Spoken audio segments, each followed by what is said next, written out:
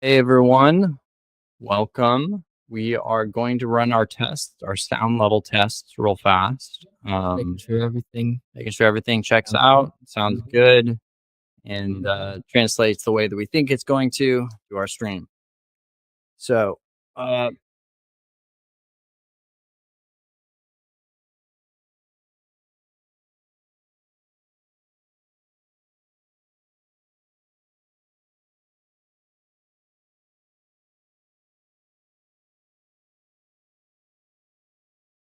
needed to test yours.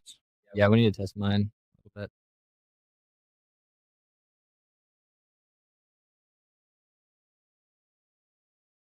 Good to go. Tess, hello. How are you doing today? You're doing well? I hope so. Yes. Anyways, I'm kind of just word salading here. Let's test both of ours at the same Test both time. of ours at the same We're time. both saying words, saying things.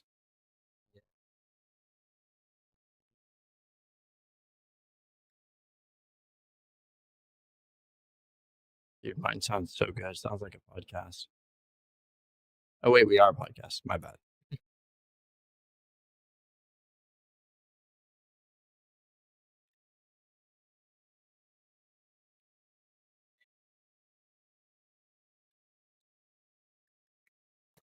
Was that? Go back a little bit.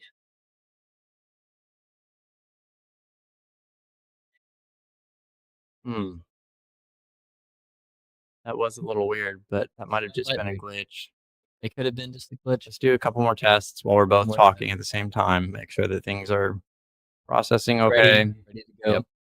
Make sure that I'm talking at a normal sound pace. Make sure I look as much like a normal person as possible. Yes. You're not normal. We are weirdos. I'm a creep. Bam, bam, bam.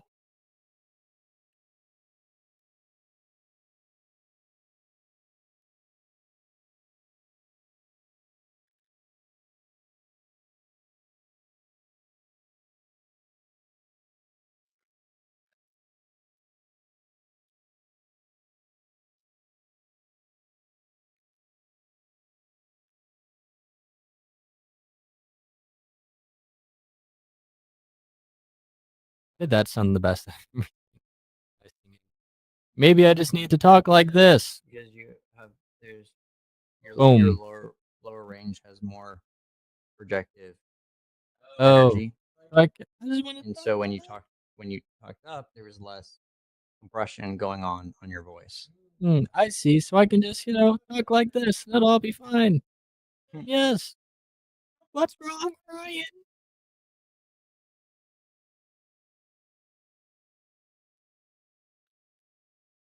Maybe I do need to talk like that. See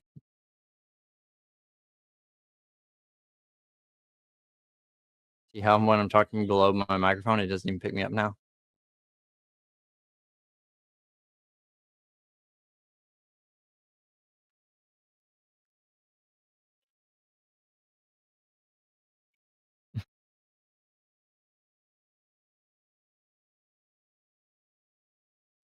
Boom, ba boom.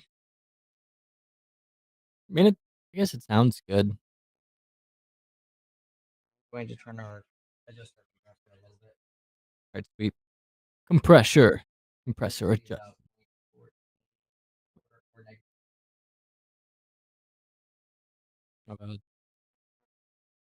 Decibels, I think, for YouTube, if I remember correctly. -14. So let's try this now. Testing. Testing. All right. We are. What's up? What you thinking about? What are the thoughts running through your mind? This is CNN. CNN Live. We are bringing you the news today. Let's see, for weather, we have negative 90 degrees Celsius for the next couple of years. It should change after the winter solstice of 2077.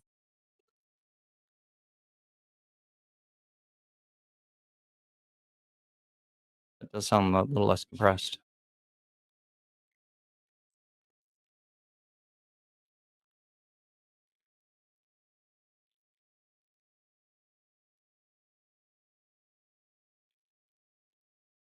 Yours still sounds a little compressed. I wonder if that's your microphone. potentially. Huh. I'm happy with it. Yeah, I think it sounds okay. Alrighty, guys. Well, now that we've got that established, we are going to switch back real fast to our loading screen as we prepare. And we will be back in a moment with today's episode of ThetaWave. ThetaWave. Bam, bam. Anywho, we'll see you guys then.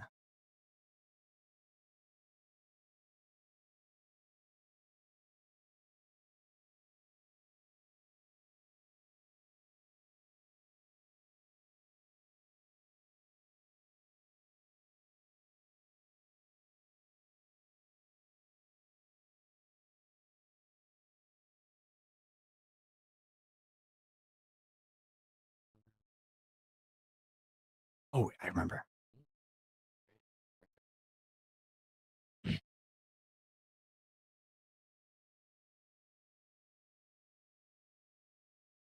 Oh crap! It switched us back live. Oh, our auto direct.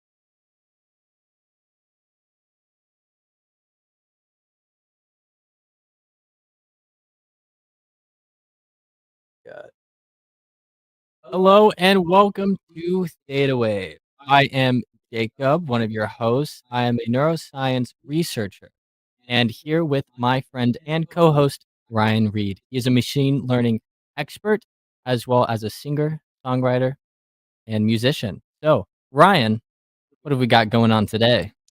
Well, we've got some pretty fascinating stuff coming up. We're going to be talking about Nephrestam as our new topic of the day. And in the race cam family, Mm-hmm. current theme. Mm-hmm. Damn in a race tank. Oh yeah. And we are going to be going over the language system, as I understand it. Yep, language system of the brain. The whole thing that lets us do this podcast. Yep. And we are also going to be going over the. Hang on a second, I forgot what my topic was. Regression. Yes, linear regression. Thank you, linear regression, and possibly activation functions as well. Okay, I'm really excited to hear about that. It's gonna be Yes. interesting. Yeah, I guess you wanna start let's talk about language a little bit? Yeah, go for it. Alright, sweet. So, language, it's one of those things that comes naturally. There's an interesting gene called FOXP2 that is involved in many things.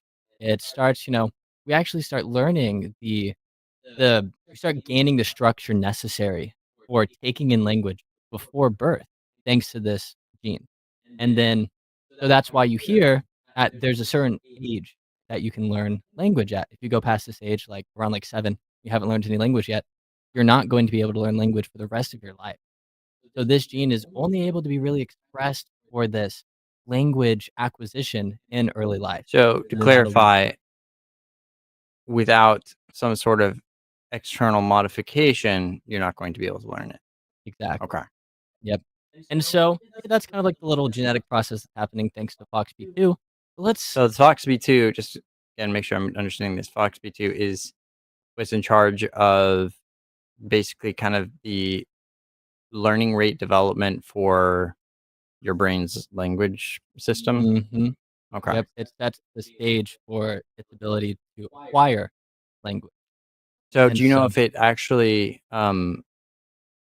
you know if it actually creates is in charge of creating the neurons and the networks in there, or if it's in charge of adjusting the networks that are already there? so the brain obviously follows those that are use it principle. And so if not by the certain age of like around 7, then those areas are going to be used for completely different things. So you might be able to comprehend. So actually, this is a good place to start. Let's start at the very beginning. Let's just talk about A very good place to the start. neural structure of language. So the big two that first come up is the Broca's area and the Wernicke's area. Okay, so Paul Broca, back a while ago, he discovered he was this French physician, and he He discovered discovered that he was a French physician? well, he was a French physician, and he discovered what we now know as Broca's area, which is as uh, he was working with one of his uh, clients, and pretty much he was having trouble producing speech, and I think he was able to deduce this specific brain region is what's causing the production of speech and the the fine tuning, the fine control of how we talk, how we use our mouths, that type of stuff. And then we have the Wernicke's area, which is Carl Wernicke. And he was the one back in the superior temporal gyre. That's kind of where the Wernicke's area is. This is what's your speech comprehension. So how you understand. So there's the production of, let's say, like syntax, the grammatical structure of language.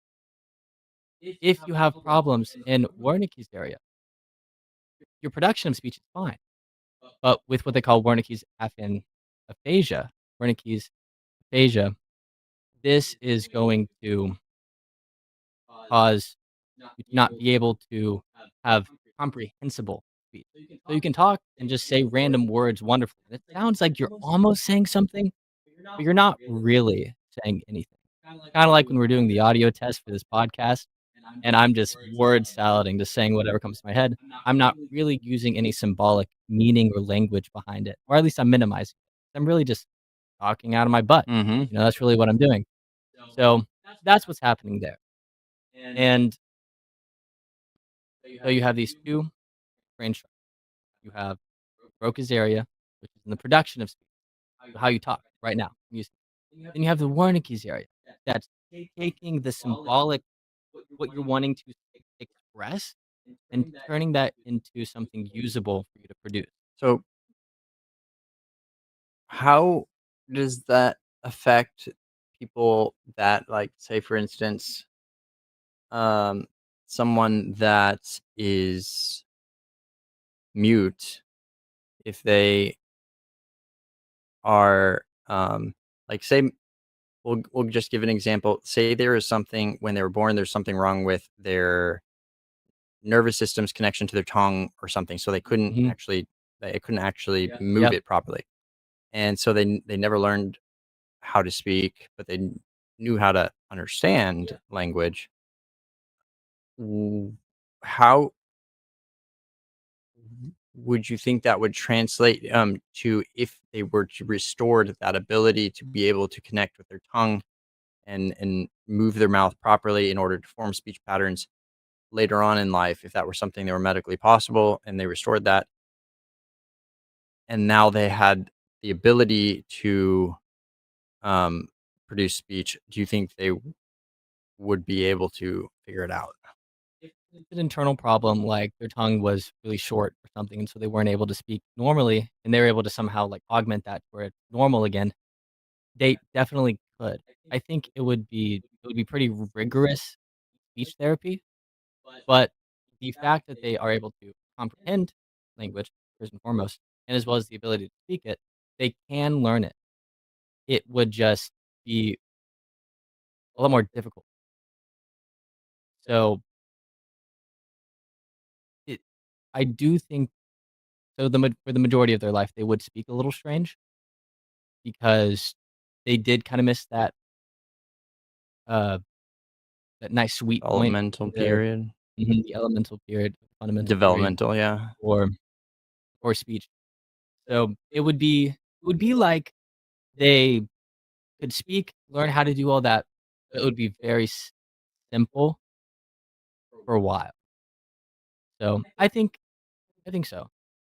I'm pretty sure that they would be able to learn how to speak again. I wonder if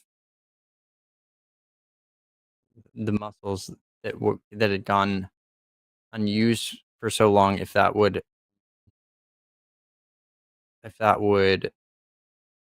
significantly affect their ability to even navigate that, because that's a lot easier to recover from when you're a kid and your muscles are newer in general and younger, and you have more Exactly. growth hormone and whatnot pumping through your body. And but as you get older, that that growth stops, the deterioration starts, both I mean, in it really with your muscles in a similar way to neurons that are not used. I mean, those are going to deteriorate over time. So And the Broca's area is working in very close relation with the motor cortex. That's how you're able to, use the muscles in your mouth to be able to form the words that you are going to speak.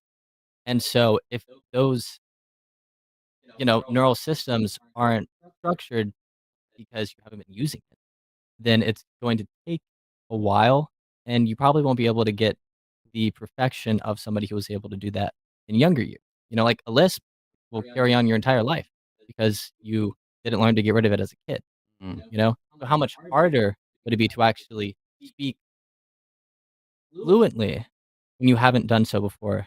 Your past It's like trying to completely gain a new accent without ever speaking it before. Side note, that just made me think, how weird would it be if if we had the ability and somebody were to attach two new arms onto you, and that you now had the connections for, but you had to figure out how to use. I think if we're talking about somebody who used to have arms No, I'm and talking lost them about somebody that got two additional arms. to additional arms, Like full on Star Wars, like, I definitely think that there'd obviously be some cortical real estate that would have to go to that. yeah. It wouldn't probably be as fine-tuned as your other arms. Like, if you were, like, to chop your arms off and put those mechanical arms, you would feel it a lot more than I think you Right. would care. Well, I mean, if you had, yeah, right. If you had, if you put new arms in your place, while you might have to figure out some of the more nuances of the muscular structure and like how to move the muscles move naturally, like your new strength states and whatnot. Um, and there would be a lot of that adjustment involved. I think, your brain pathways for how to do the basic motor stuff are still in place. But like if you were to attach two new arms and make sure that your brain did have a connection to them, but had, like, in its base, kind of, it had the the sensory system connected to the brain, and it had the motor control, but it didn't have any trained weights for like the the movement functions of it. Mm. How would you figure out how to do that? It would be rather difficult. I mean, it's just You'd almost have to like feel other things moving your arms. You'd almost have to like take your actual arms and move your other arms with them in order to get the sensory feedback needed to like yeah. train the Honestly, movement. if we're being, like, really technical, adding extra arms seems almost impossible. It wasn't a well thought through question as far as like its actual possibility. It was a hypothetical of, if this were possible, How would that how would you go about like figuring out how to move them? Hmm. honestly, I think it would just start as like a baby arm, be able to do really small movements, you know, maybe a little bit because you're used to having 2 arms. Now you have to use having 4, moving 4 in completely different directions. I think that's one thing you can Right. use for everything. But one of the weird things is that babies start off with kind of this gradual sensory uh exposure to movement, so that like when they're in the womb, they have certain things that are, that are kind of pressing up against their limbs, like they're feeling Yeah, like these really kind of getting some feedback gradual to the brain. feedback, and Mhm. then once they're out of the I mean, I imagine this is probably why they come out screaming, but it's a lot different of an environment than they're used to, and but they're a little more prepared for it now because they've you know gotten a little bit of a figuring out how to move and navigate, And and that is thanks to FOXP2, that gene hey, as well. So it's used in those other things that you mentioned as well. It's actually kinda cool. That's, one of the main genes for before and after birth for that early development, which is really cool. But I think, that's also interesting as well. Why do babies, come screaming out of the womb? what would happen if you were to turn on FOXP2 in an adult, If you were to wait, turn the gene back on?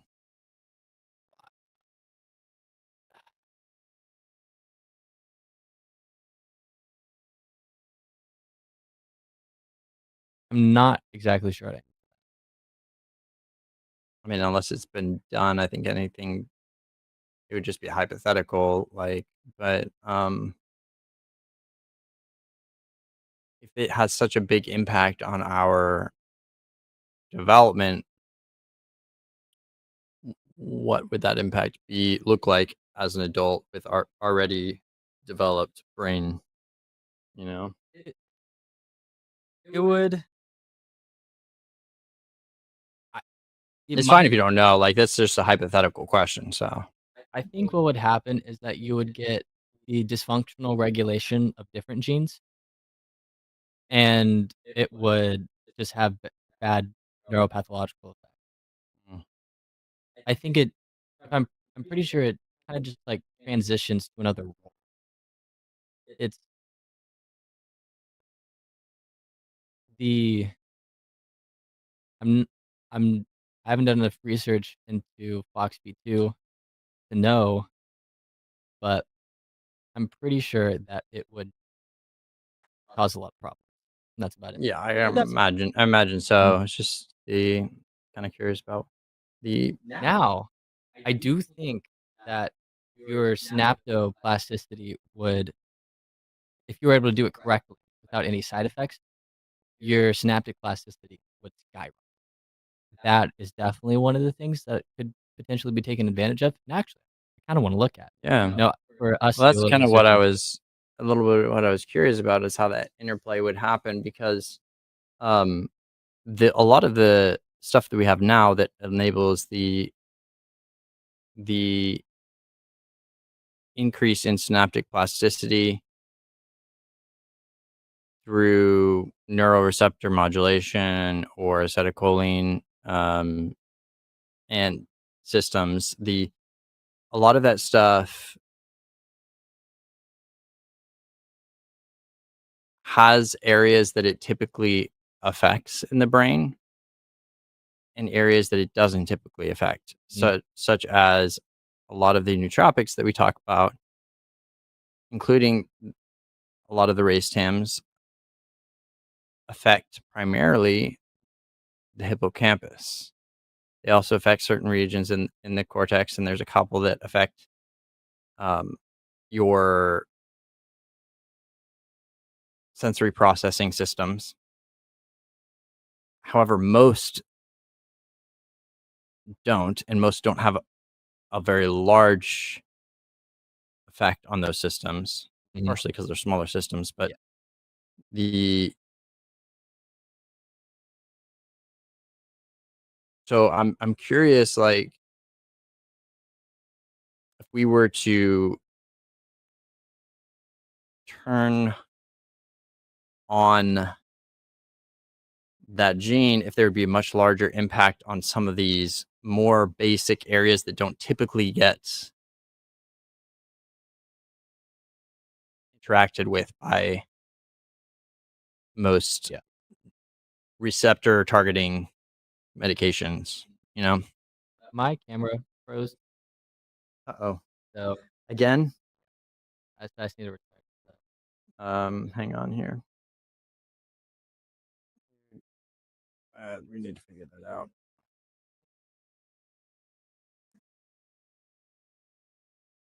Do that.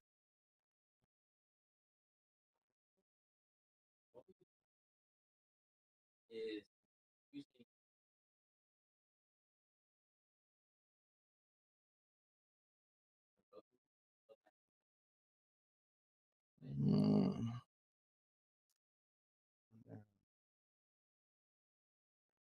Let me transition this to screen. All right, guys, we will be right back. His mic cut out, so we're going to try and fix that. I'll be right back in a few minutes. And we will see you guys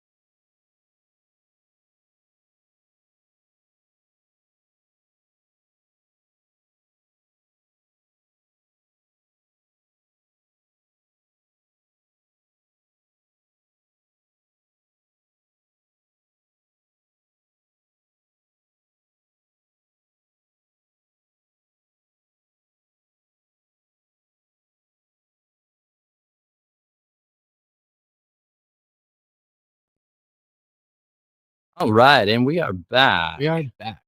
Okay. Yeah. All right.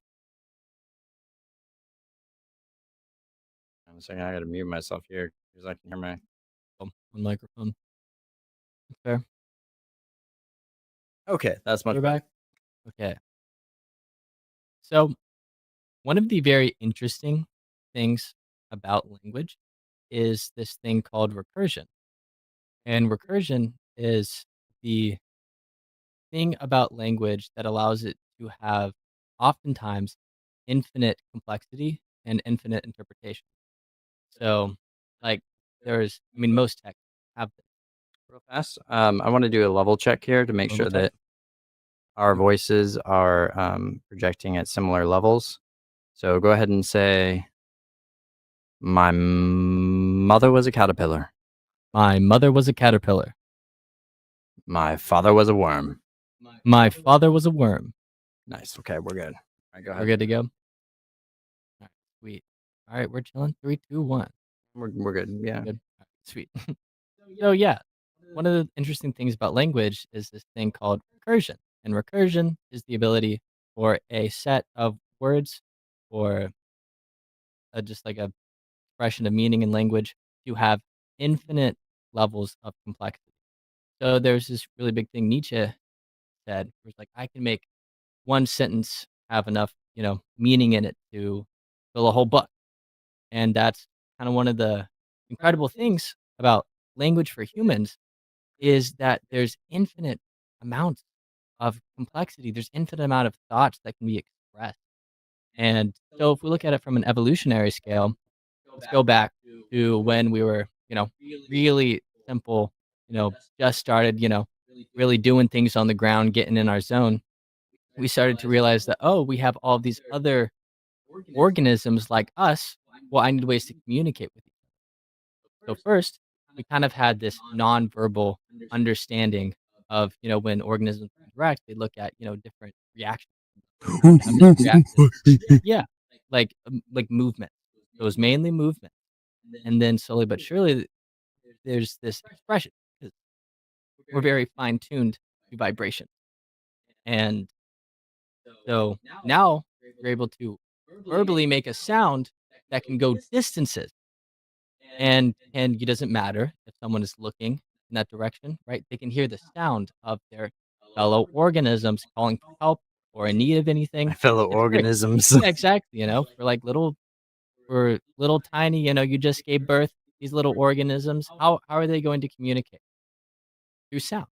That is the easiest, most effective way to do it. And so we gained different things like our sound, our ears, those developed more to fine tune that process. And all of a sudden, we have this, great and wonderful ability to symbolically express, once like I'm hungry or I'm I'm sad or I'm in danger or you're in danger because I'm scared, different things like that where it's like they try to puff themselves up. And then as that developed, thanks to FOXP2, actually, this was the gene that sets us apart from other smaller organisms. And this gene allows us to then more fully manipulate how we can interact with other organisms. So, like monkeys, dolphins, whales, they have this ability as well. They have FOXP2. And so we share it with similar mammals like those. And yeah, and they have more complex ways of communicating with each other. So that's one of the incredible things is that it's developed in this way to, have very simple meaning that conveys with each other. All of a sudden, you have infinite levels of interpretation and complexity within this function within organisms to communicate. All of a sudden, it goes beyond communicating, but actually being able to fully understand something consciously and put everything that you've learned into a structure that you can follow. It's really useful. Like we take advantage of like to-do lists. That is huge. Mm. That is we don't realize that ability is took so long to develop because it wasn't of that much importance. But then you kind of see the beginnings, people like cavemen starting to draw things, getting more symbolic. in their expressions and, recording very particularly insightful events about their life, while all of a sudden getting books and movies and other ways that are taking this function of being able to symbolically convey something and being able to actually create something because of it. And, it's like the language is the pretty much the basis for real altruism that is able to go beyond simple, very basic hedonistic, like, okay, I'll do this because I need this. But to actually start to tell people stories and to finally have a basis for which we can You communicate might emotionally. you might say that language, the beginning of language was the beginning of context. Mhm. Like Yeah. with language and a way to communicate with more detail and complexity, Mhm. our our ability to provide and record context Yeah. in increased and enhanced along with it. Yeah. Um, in fact, I'd almost say exponentially increased along with it. Mhm. I mean, if you think about it, like, let's say there's a tribe that, hasn't really developed language yet. There's, like, first, in groups, surviving, hunting, and they need, they shout because they find an animal, and then they go and they get it. And then all of a sudden, you have, processes of, learning, associating different things with each other. So obviously, you associate that yell with animals, and then going to do that with an action that has meaning behind that. So once you associate meaning behind a yell, that then triggers a pattern that's, "Oh, that yell means it's time to go hunt." And then you get more and more complicated as that process goes on to where you have symbolic meanings for just about anything because people figure out that it's useful to put context behind things. Hmm. And so when you look at it, it makes sense that it developed this way. But what's so interesting is the rapid development that it allowed. I mean, we couldn't have gone anywhere where we are today without language. No, It's the basis for all of technological advancement. actually, that brings up an interesting something that I've always found interesting. I know that you're not a Star Trek fan, or you haven't watched it I in the know past. I need to. I really think you would probably even enjoy them as I one of the reasons I enjoy them is because I got into them as a kid, and they bring back I nostalgia. enjoy more But classy I stuff. feel like you would enjoy these even as an adult, just I because think of the so. way kind of the And concepts it's that culture, sometimes it it's brings up. history, Yeah.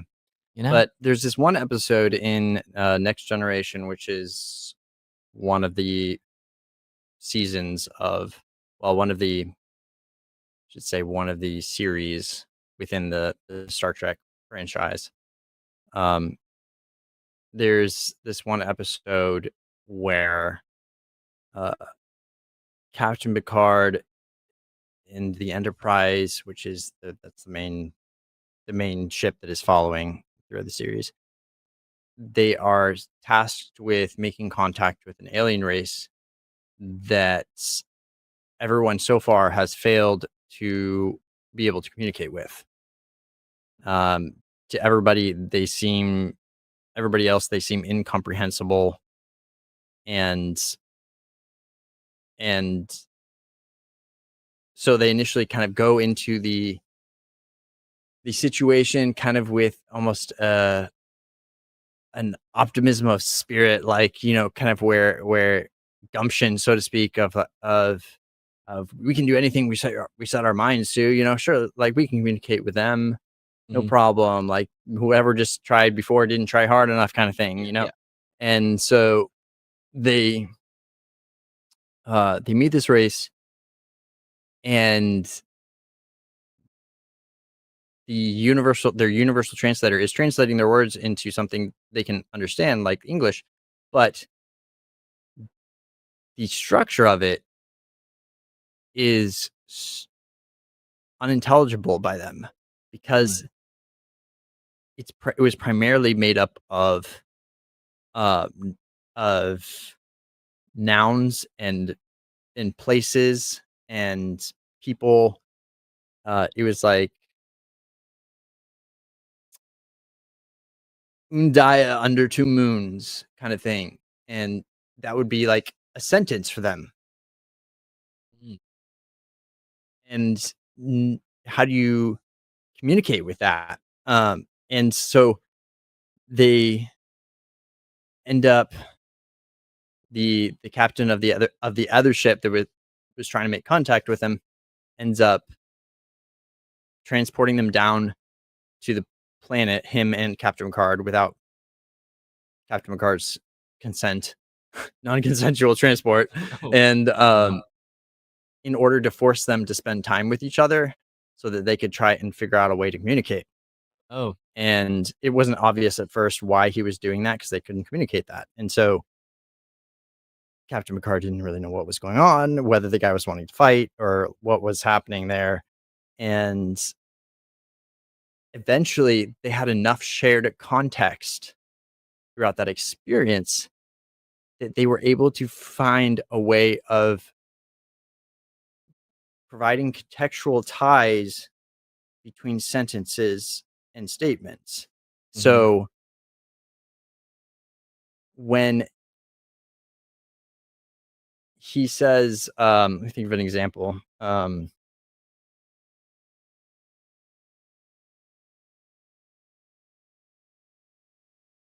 Shaka and the walls fell. That's like something that he says not infrequently. Um, at first, that makes no sense. However, he hears it in enough contexts mm, to be able to start figuring out what the meaning is. And then through that, being able to figure out the underlying structure of the language. So he realizes that this alien race builds their language on stories, mm, on references to things that have happened in the past that everybody knows. interesting. And so they talk to each other like that. So for us, it would be like, um, if I were to say Juliet on a balcony, you know what that means. Like that's a picture of romance, maybe even of tragic romance, you know? Depending on the context. Right. And that's something that would mean something to you because you know the story and what happened. But to people that don't, that would mean absolutely nothing. And Yeah.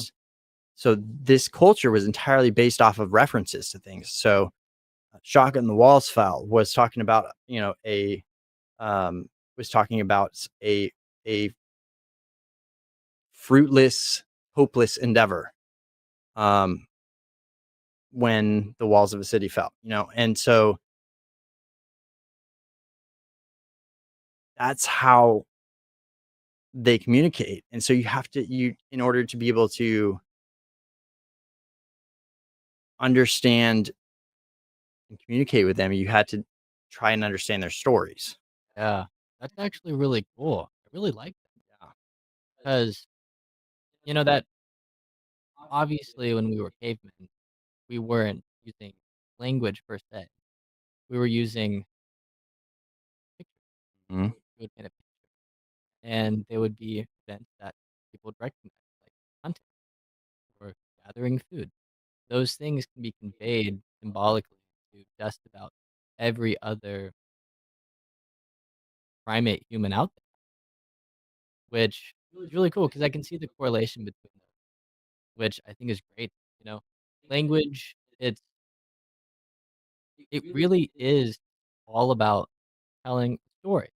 You know, it's it's funny. I think one of the most objective things there could be is context. Like it's because you get into this weird thing where it's like, okay, what is objective? What is subjective? Like, well, actually, objective context behind the situation and the individual. That's what's objective. And so, if you're able to convey that to other people, you get high levels of efficiency across the board. know? And that can happen at multiple levels of complexity. Big events versus small, minute details and labeling those for just more intricate levels of communication. So it's it's it would be interesting to see if aliens exist, what type of language they develop. and how they figured out how they develop communication and Mhm. whether or not that takes a different form maybe than anything we can even imagine, you Like, know? maybe they aren't very resource scarce, and so they're very individualistic.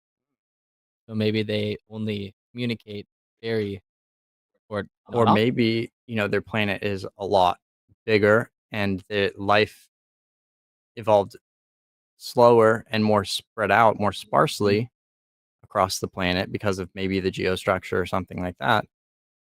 And as a result, the communication skills developed a lot slower as well. Yeah, and maybe that gave it the ability to take different forms. There's one of those it's really interesting. So, there was this neuroscientist, David Eagleman. He did this experiment, put on the vest that translate the real world to vibrational. And so he blindfolded people for, like, 2 weeks and put on these vibrational vests and taught them how to pretty much go anywhere without any problem. Obviously not driving a car, but just being able to walk. And he noticed that he was able to do that efficiently Oh, yeah. in 2 weeks. I can imagine that would work. Similar to a concept that I came up with to help blind people navigate um, through translating their surrounding environment into audio frequencies and letting them Yeah. listen to it, Mhm. and so they could actually hear the visuals of things. I think that would work really well. If somebody's closer, like the sound would obviously would intensify the shape of the frequencies would reflect the shape Mhm. um, of the object that was around them, and the position like positioning of those elements Yeah. in your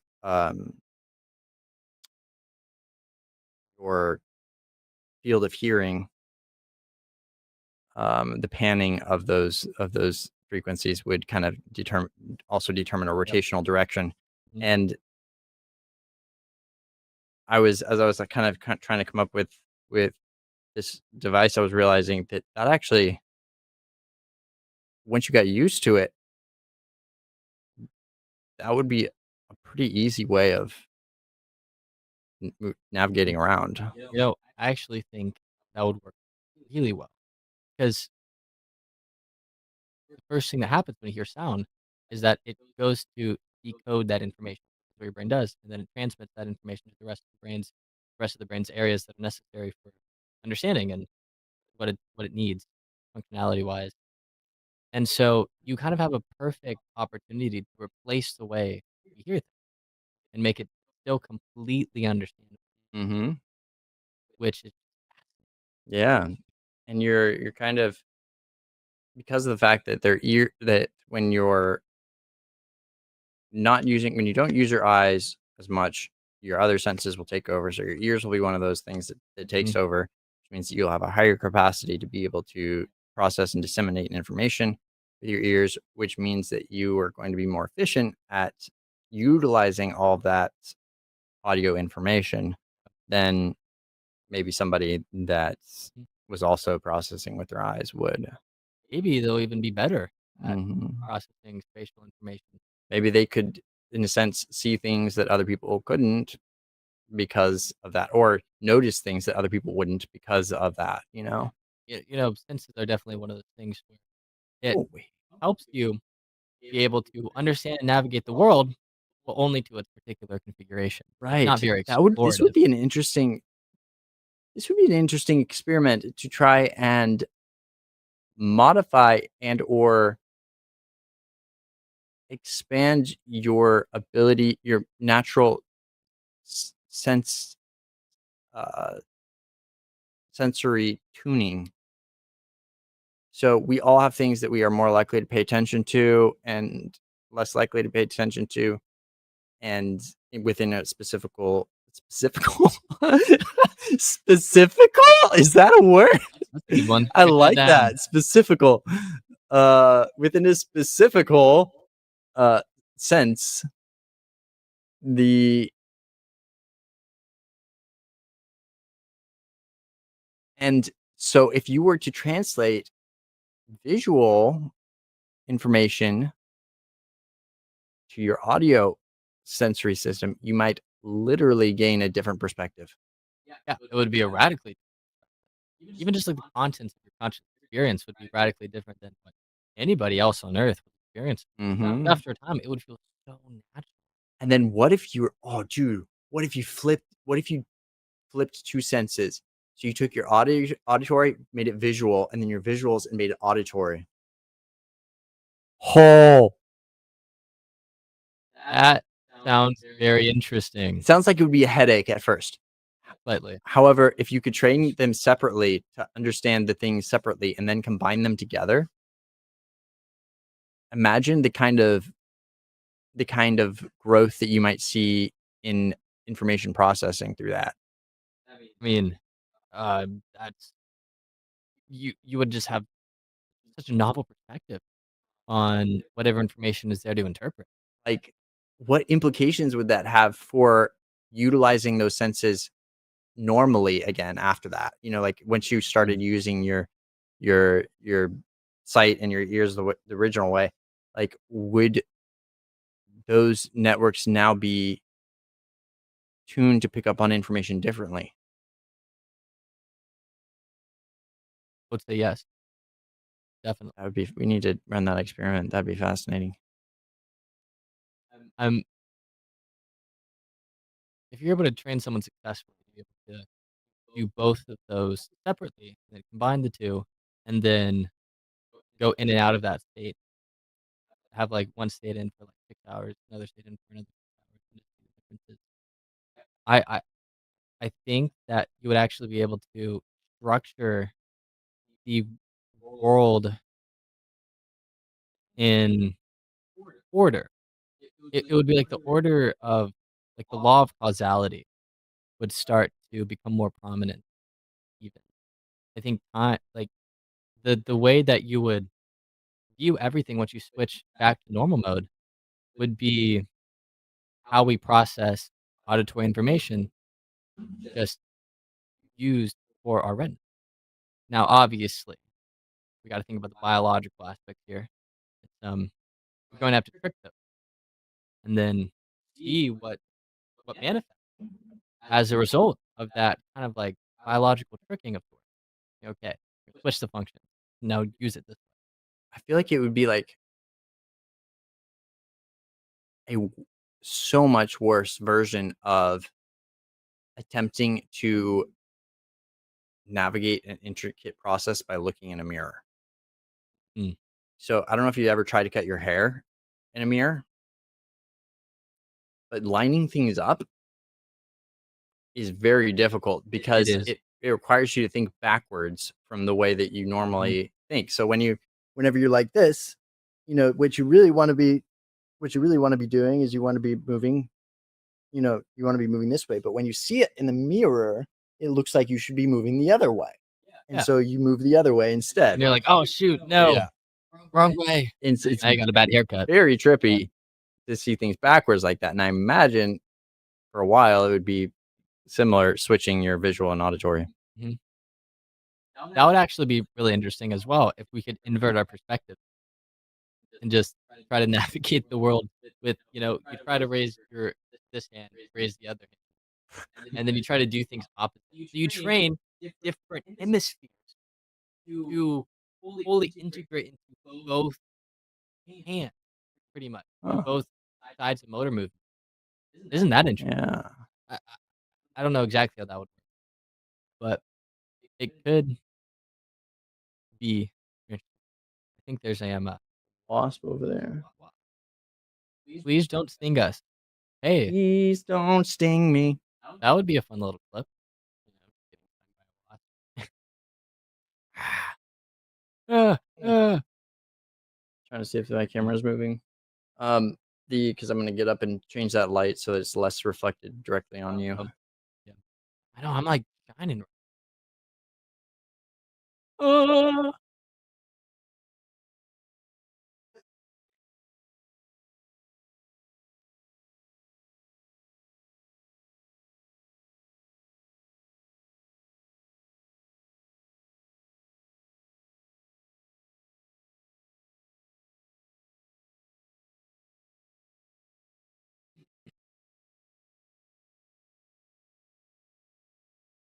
Seems good to me. It Yeah. actually looks a lot better. Yeah, it looks a whole lot better.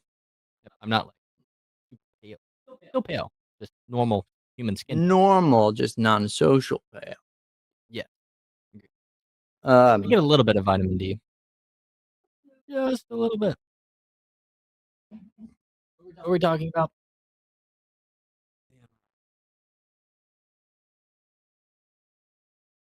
Changing our sensory perceptions, converting it.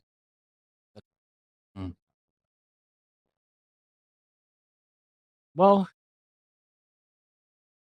I do think that it is good to get novel experience, and the more real those can be, the better they'll be for you. I think that'll help increase neuroplasticity, you know?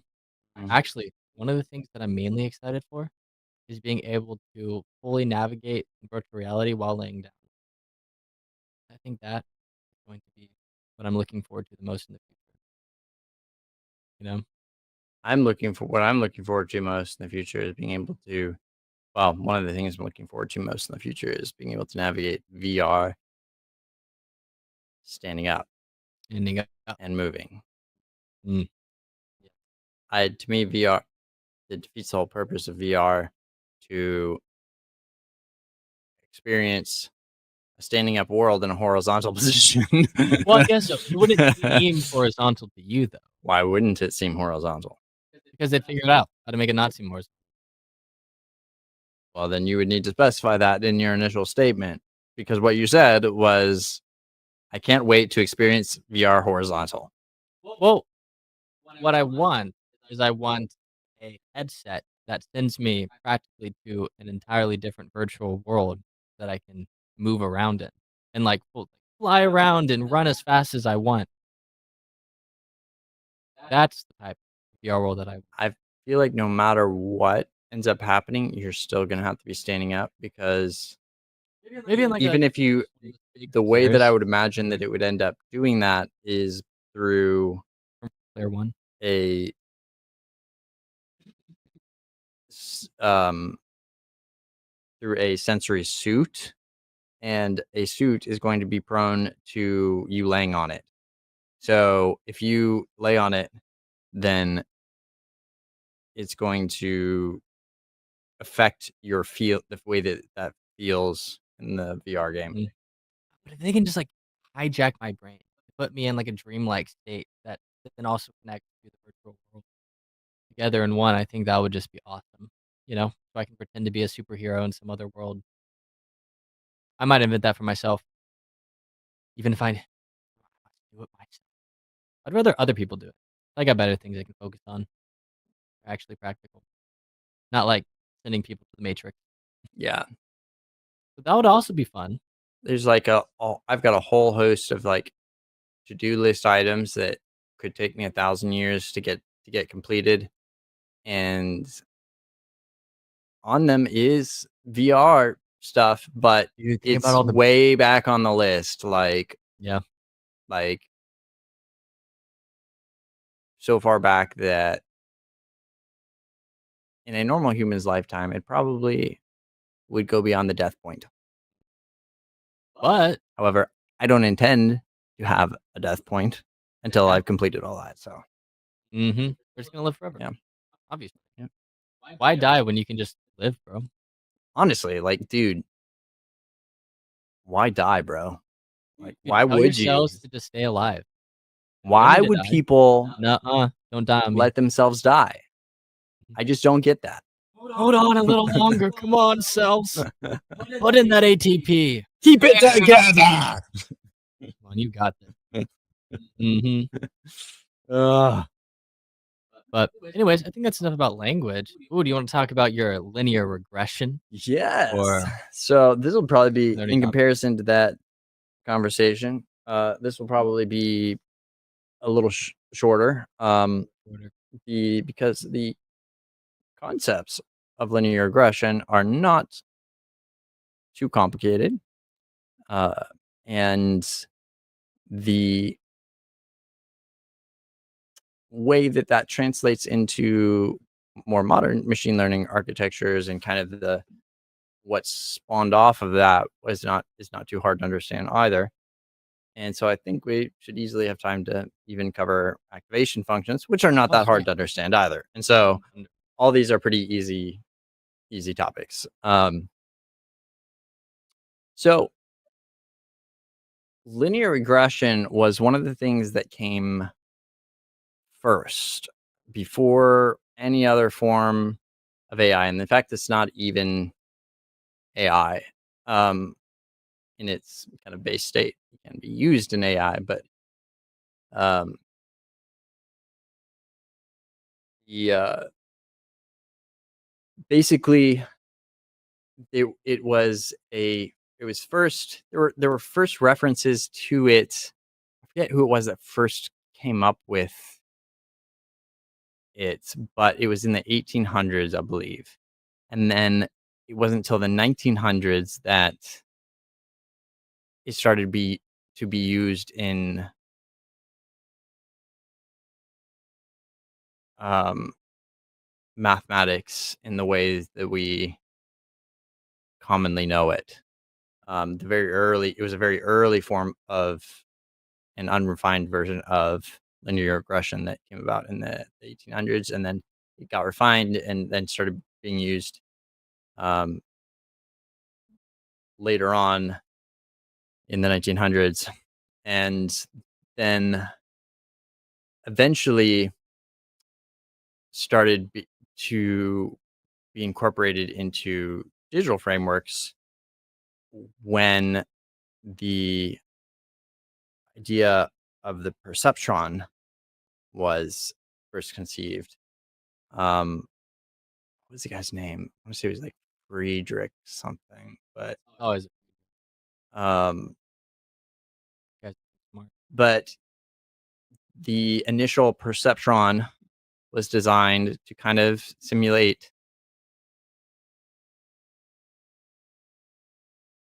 There is a wasp. Ugh. Simulate biological functions and or biological neurons, and the and linear regression was initially kind of how that was simulated. Mm. But in its base state, the reason why it's called linear regression what is that it is essentially a mathematical route, shortest route from point A to point B. And so you have input A that needs to get to B. What is the shortest mathematical route that we can take to accomplish that? And the so it's about coming up with a linear formula that can transform A into B. And so And is the, go ahead. what I was gonna say is the wanted output? Yes. Yeah. Okay. Yes. So it basically learns the proper mathematical formula, mathematical formula to transform A into B. Mhm. And the reason why that isn't machine learning is that that doesn't translate to other inputs. So you anything but input A, even if it's input A point one, something very similar to A, that's not going to translate. And it's an exact, like basically helps come up with a exact formula. And Shortest route to get to. right, exactly to get well, exactly rightly, and exact for. Did I say rightly? I'm coming up with words. Um, an exact formula to get the route to get to to be, you know? Okay. And so we can think of it kind of like looking at our map on our phone and trying to get to work. The There is a distance-wise shortest route to get there, right? That's not always gonna be the case, though. Depending on context, circumstances, things that are happening elsewhere, that's going to change that initial state so much so that that might no longer be the shortest route Mm, to get to work. yeah. And so this is where machine learning kind of takes over, or deep learning, sorry, the way that the architecture that is most commonly used today, deep learning kind of takes over. It's still is similar in concept to linear regression in that does try and find mathematical formulas, but they aren't linear mathematical formulas. They learn to generalize themselves in order to find the best answer for all of the data that it receives. Is that where calculus comes in? Yes. Yeah. And so because of that, we're never going to there's never going to be a perfect solution to a problem, because you're not dealing with one instance of something, you're dealing with a generalized problem set. And so with that is going to come a certain amount of error. However, we can mitigate that error if we design it well enough. Mhm. And so because of moving to a deep learning architecture, what that now allows is for us to basically start connecting things um like the secondary variables and these, maybe even like tertiary variables and things that indirectly affect other things in the network, because with a linear formula you can't do that. You can't see how things affect other things. And so by having what are called fully connected dense layers, of neurons that all communicate with each other, which, by the way, interestingly, aren't we call them neurons in machine learning. Technically, what they represent is synapses. They Yeah. they represent the connection point between neurons. Okay. Um, and but these dense nets get translated into a matrix of numbers, which represents the weights for each synapse connection to another, like basically one neuron connection to another. So the weight for that synapse connection, and the input data as it's traveling through that gets multiplied by those synapse connections there. And so now we have the ability to tune things that indirectly affect other things. Mm, okay. That's what calculus. Exactly. So linear regression, in its goal, um, essentially to find a formula Mhm. to correctly recreate something or predict something, is um, the same underlying, goal that spawns deep learning, but the ways in which they achieve that are, um, lead to vastly different applications for it. So if we're starting, okay, so I understand that. That makes sense. I think one of the key things that I'm missing here is the actual start of this process. So is it like on a Cartesian plane or hyperplane where we have X and Y that then gets through this formula translated to B? Is that kind of how it is? Like different points that didn't get, that are correlated with other things that relate No, it's an X and to Y. X and Y? Like, how does Yeah. X get to Y? How does X get to Y? Yeah. Okay. So Those are if let's just say, for example, we were, if I can come up with a good example.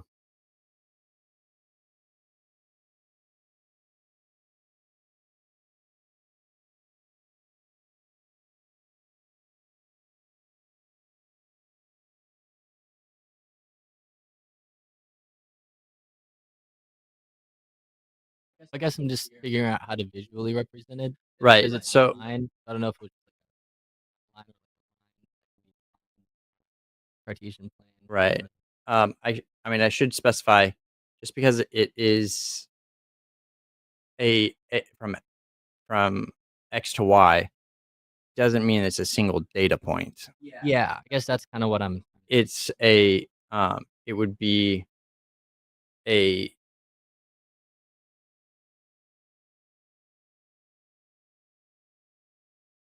just it would be an similar to the input data that we use for machine learning. Be like basically an array that goes through. It's similar, and again similar to kind of our biological neurons, mm, that goes through these things and gets combined together through this network in order to try and achieve the output Y. the why. Okay. I guess I'm trying to visualize the process of how this happens. Mm. Like, I guess what's like the, the substance that you're using in the first place that then allows you to use this process to manipulate data that gives So I might be machine able learning.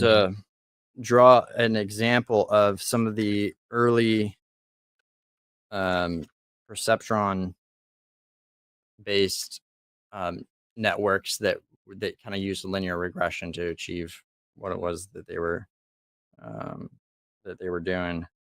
But let's see if I can quickly figure something out, and I hope this is somewhat accurate. I've never actually tried to do this before, so Ooh, um, you're gonna do great.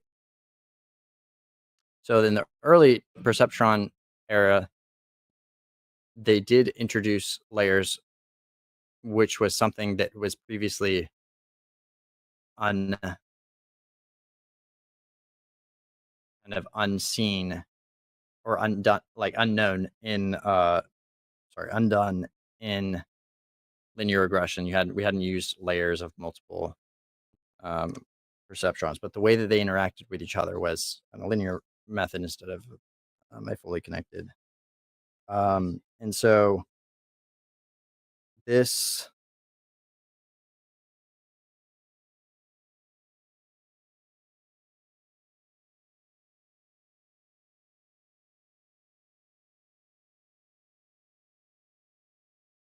see if I can quickly get this done.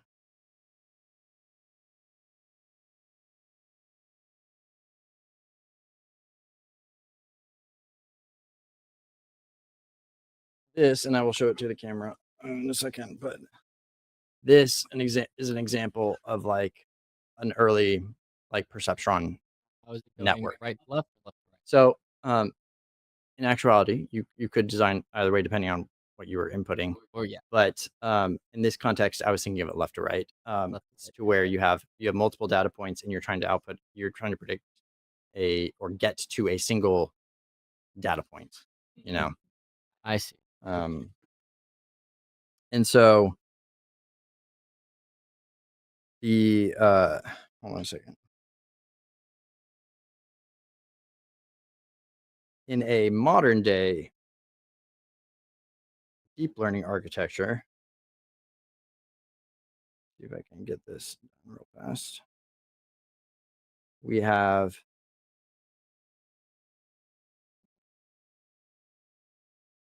linear regression is not something that I use very often, because it's just not applicable.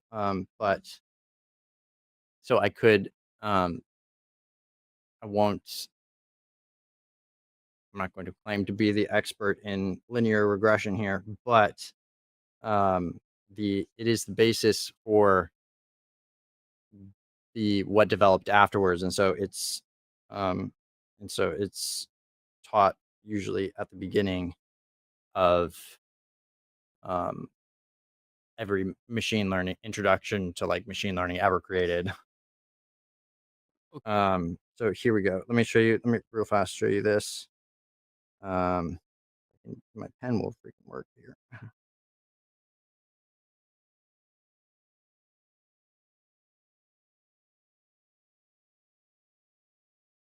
Get an awesome drawing. You could even win it. You enter our um enter our What? Enter or what? what do we enter? If you put in the comment section, I love Ryan, then you win a chance to In this drawing. earn yeah, to win this draw, and you get this incredible So picture of linear regression this that I've seen that before. this is my. That's why they're always drawn that way, because that's a fully Mhm. connected dense layer. Like this is the circles here represent the synapses, the weights. Synapse. Okay. And so every single um,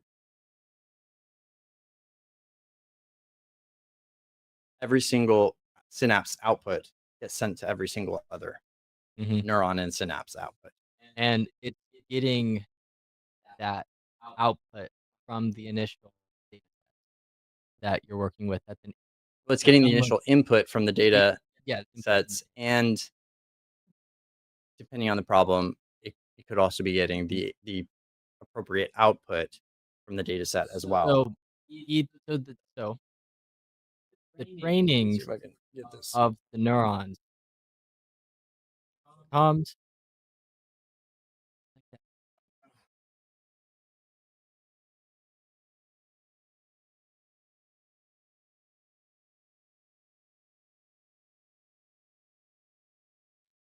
So the sum of all the data points integrated into the neuron get transferred to the other neuron. Is that right? And then they send that information back and forth Depends on via the the whether training. it's a sum or multiplication. But Oh, yeah. the in a lot of the early again, somebody can correct me if I'm wrong on this, but my understanding of the earliest form of the perceptron was that it was a summation. Wait. Um, of the inputs. So, sorry, summation of the inputs to a neuron that then got multiplied by the neuron. Mm. Okay. Okay, that makes sense. And so but they're a little more complex now? Yeah, it really depends now Oh, on I'm which sure. one you're Yeah. talking about. But this is kind of also a good way of transitioning into activation functions, Ooh, yes, let's talk about activation function. because activation functions play a big role in what allows our kind of fully connected dense layers to work. And they also, what's interesting is they replicate the they replicate oh, by the way, backtracking to the uh to dense the dense layers, the translation to the map analogy is that with linear regression versus deep learning, is that deep learning is going to linear regression is going to show you the shortest path to get to from point A to point B. Deep learning allows you to consider all possible variables Mhm. and their context on how that affects your ability to get from point A to point B, and then give you, within the context of those variables, the best path to get from point A to So point it B. adds that non-linearity to the equation and allows for more complex Exactly. It's no optimization. longer single dependent variables that it can consider. It's not, this variable I know is something that affects this. So, and it affects it in this way. It is a consideration of this variable is also affected by this variable, which affects the way that it's going to affect this decision. Mhm.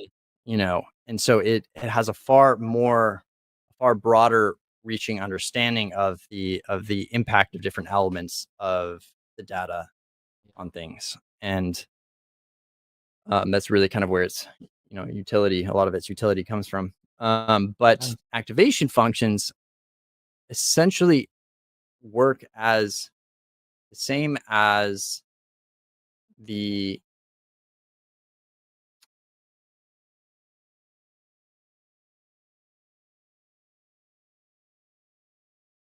blanking on the name, but the gating functions in our brain's biological neurons. What is the name of it? uh, Threshold, firing threshold. That's the word I oh, was looking for. that They essentially work the same as in a lot of ways as a firing threshold for our neurons, and depending the type of activation function determines how it handles things that are close or way over its firing threshold. And so you might have the sigmoid activation function, which is something that was initially used that sounds familiar. for um, linear regression based problems. And um, the sigmoid function you can think of kind of as like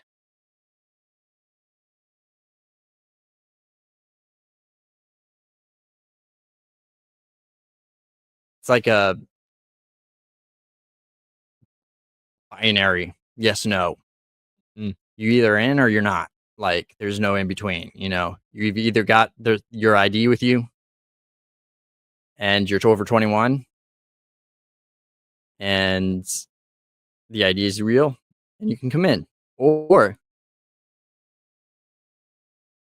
you're almost 21 and you can't come in. mm, That's like the sigmoid function, which is a very hard activation function. And then you have others like ReLU, which it's spelled ReLU, and um, rectified rectified linear unit is what that stands for. And the ReLU activation function is more of like rules are just a suggestion kind of bouncer, where it's like, you're almost 21, that's good enough. Like you can come on in, or I know this ID is fake, but I'm gonna let it pass. I won't get in trouble if I let you in, so it's whatever. Right. And Mhm, so it's a lot more kind of forgiving, easygoing. And then depending on how those thresholds are designed, you can have various interplay elements with the rest of the model. Like for instance, with ReLU, one of the problems that you sometimes run into with it is that a neuron can die out, meaning that as it's adjusting its thresholds for things, for if it's trying to adjust its thresholds and gets all the way down to zero, it goes when it below tries that. that, and once it hits zero, it's never going to fire. So it Oh, I just see. like it's just dead and it's Mm. useless and it never gets adjusted again. And How does it get to that point? Mhm. How does it get to that when point? that happens through the optimizers, which are the things that kind of it goes a little further than we want to go today, but it is involved in the back propagation Mm, of the uh, information after the task. Like basically, the loss determines how much adjustments we make, and how much we need to adjust the network mhm, based off of that run. And so once we figure out like the loss, like how off it was, then you go through a process called backpropagation, which is where you look at the gradients of how things have improved and changed mm, over the course of the training. and the adjustments that were made, and then you tune and adjust neurons. Oh, okay, I see. And so the optimizers take care of that process Mhm. for you, which we can get into those some other I video. know. Like, I'm actually learning so much right now. I love it. I'm, like, in the zone. I'm like, "Teach me more, master." The Yes. but so the real going back to the ReLU activation function, they can end up with these dying neuron problems where these neurons just hit zero and they can never recover from it. Mm. And so as a result, somebody developed something called the leaky ReLU function, You which Okay. just stands for leaky rectified linear unit. And um, the basically what it does is it adds a small drop in the bottom portion of that threshold to allow it to go below negative, so Mm. that the the gradient or the weight, while encouraged to not go down, the negative, not to go down a negative path, but Yeah, not to go negative, is allowed to go negative, so that um, it doesn't I see. die and hit zero. Mhm. Um, Okay, that makes sense. and so there are kind of these key things that have been developed to solve specific problems that usually kind of end up creating other interplay problems with other networks that somebody then fixes and optimizes and creates a new version. Like with the Mhm. optimizers, somebody created a revolutionary, new optimizer algorithm that was really good at finding the optimum settings for things quickly, and it was called the atom optimizer. And then somebody else um, fixed a specific problem by creating a variation of that atom optimizer. So, yeah, it just keeps building Yeah, off of each yeah, other. I mean, that's the way things work, which it's really exciting, because we can always expect something better in the future, at least until it all collapses. true. So, currently we're on a path upwards. We have a good aim, I think, as a society overall Mhm. in general, from person to person. The I will say, programmers, I mean, like, we have plenty of flaws. We are tend to be arrogant. We tend to be like um really haughty about our work, and we tend to also be really competitive when it comes to the things that we care about. Yeah. But one thing that we do have going for us is that you almost never see, not never, you the majority of the time, programmers are very open and giving with their work, Mm, and they're willing to share knowledge. And that's how you have things like GitHub, um, yeah. which is a repository of open source code where people make things free to people that they've invested thousands of hours into, Mhm. and This is awesome. which is like that Great. awesome. That's how humanity should be, like, in a lot of ways. Everyone needs to be more like programmers. No, That's what I'm getting from I would not encourage that. I think, like I said, we've got all got our own flaws. and we're all But that programmers. aspect of programmers is one that I think is very admirable Mhm. in the scope of society. Yeah. Being willing to not care so much about the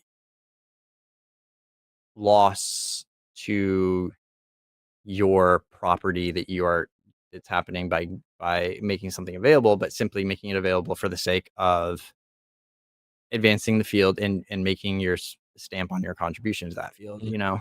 Yeah, that's true. If I could, like, make an optimizer and, like, stick my name to it, like the Jacob optimizer, like the revolutionary optimizer, I'd be like, Sounds like it could be an optimizer, honestly. mhm, yeah, even Holland optimizer, Even shorten it taking the and just name, call it the Jac optimizer. Jacob optimizer. Oh, that's wonderful. Yeah, that's great. I need you to build this so that I can take the credit. Jac optimizer. I like that.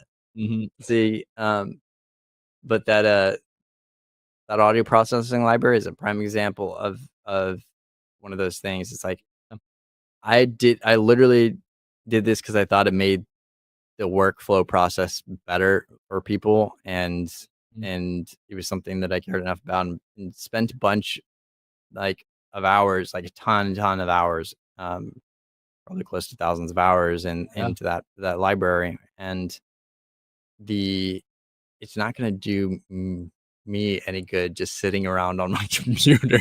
So I might as well make it available for everybody to Yeah, use. seriously, yeah. And Mhm. And honestly, now that it's like a community mindset, I don't think it's ever gonna go away. yeah, You know, you're just gonna have people just always sharing what they want, yep, which I think, that's just so awesome. Because, I mean, how much disbenefit do you have from not sharing a better way how to do things, more efficient way how to do things, especially if it doesn't, like, stop you from working? It just makes sense since that's already the incentive. You kind of just want to. Almost like right, it's going to make you a part of the program community is contributing to it. And then yeah, now it's just a big pool of data that keeps constantly growing and growing. I think yeah. that's really awesome. And if there weren't the whole, um, there are things that I am protective over and I'm selfish over, and I want to keep to myself. But if it weren't for the whole monetary element of it, like if money weren't a thing that I needed to worry about,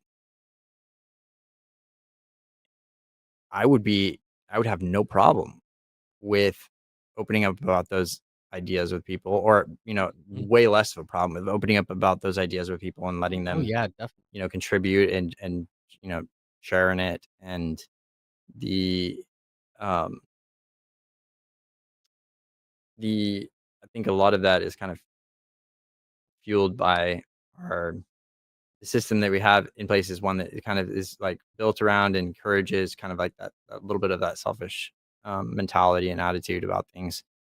And there are things I probably wouldn't share with people just because they're like my baby ideas, and I find comfort in developing them. And you know, like thinking about them is fun, and I don't want somebody else to solve it for me. I want to solve it myself. Yeah. So there are those ideas that I probably wouldn't share Mhm. just because of that. But Yeah. um, but there are other ideas that I would. In fact, like the a lot of the recent machine learning advances that were made, a lot of the big advances um, that have been made in recent machine learning performance, and specifically the way that they've been applied is through LLM models, but were things that I came up with over a year and a half ago and Mhm. didn't share with anybody because I didn't want to risk somebody taking the idea and then using it to make money before, I had the chance to develop the idea. Yeah. And I still ended up getting, beaten to the punch because I don't have the money to develop my ideas, Yeah. Mhm. And Mhm. so, um, it's a shame that, like, our knowledge is so hindered by money in our Mhm. monetary system. Yeah. Even our True. scientific research is hindered by it. Mhm. It is one of those tough things that is very annoying, but hey, I'm staying positive. Yeah, hopefully. I mean, hopefully we'll get soon to a point where people will realize the importance of that stuff and be willing to invest more into adjusting the system so it's healthy for those things to thrive. Mhm. You know, it's sad because I think that will really only come once everyone's basic needs are met. Because then now they can actually have time to care Care about about other things? Yeah. and that's the main thing. If you want people to care about something, give them the time to be convinced of its importance. Mhm. And if they don't Or have to the time, consider its importance. yeah, or to Yeah. even consider, it's like, who cares what's happening? Why would they consider the value of something's good to society when they're completely consumed with considering their own well-being Yeah. and keeping themselves afloat, you know? Mhm. They just they people only have the capacity to deal with so much, and their ability to think beyond themselves and to society and to the implications of things on other people in the future as a whole Yep. is always going to be limited and trumped by their self-preservation desire, Mhm. and it's always going to take precedence. So if they are constantly consumed with self-preservation, there's going to be very minimal energy that can be devoted to anything else. Exactly. I mean, when the government came out and said that aliens are real, you know what everyone responded with? They're like, "Okay, is my rent gonna go down?" Like, I don't really care. I don't even know if that was fraud or not, but they came out and said that aliens are real. Where did you Weird. read that? It was all over, social media for a while. Like, it was a big thing, and then everyone was kind of just, like, making fun of it. Sounds like fake news. Like I would have heard of it if it was real, because I the sources that I stay tuned into are people like that would have an investment in that field or that information and would be all over it. I know, seriously. So, maybe it was fake, but I I thought it was like this someone or, like, the government came out and said it, something like that, or declassified documents. They did declassify documents regarding something that had to do with UFO investigation. However, it is important. Was like Project Blue Book or something like that, I think is what it was called. But um, you paying attention? Okay, making sure you're paying attention.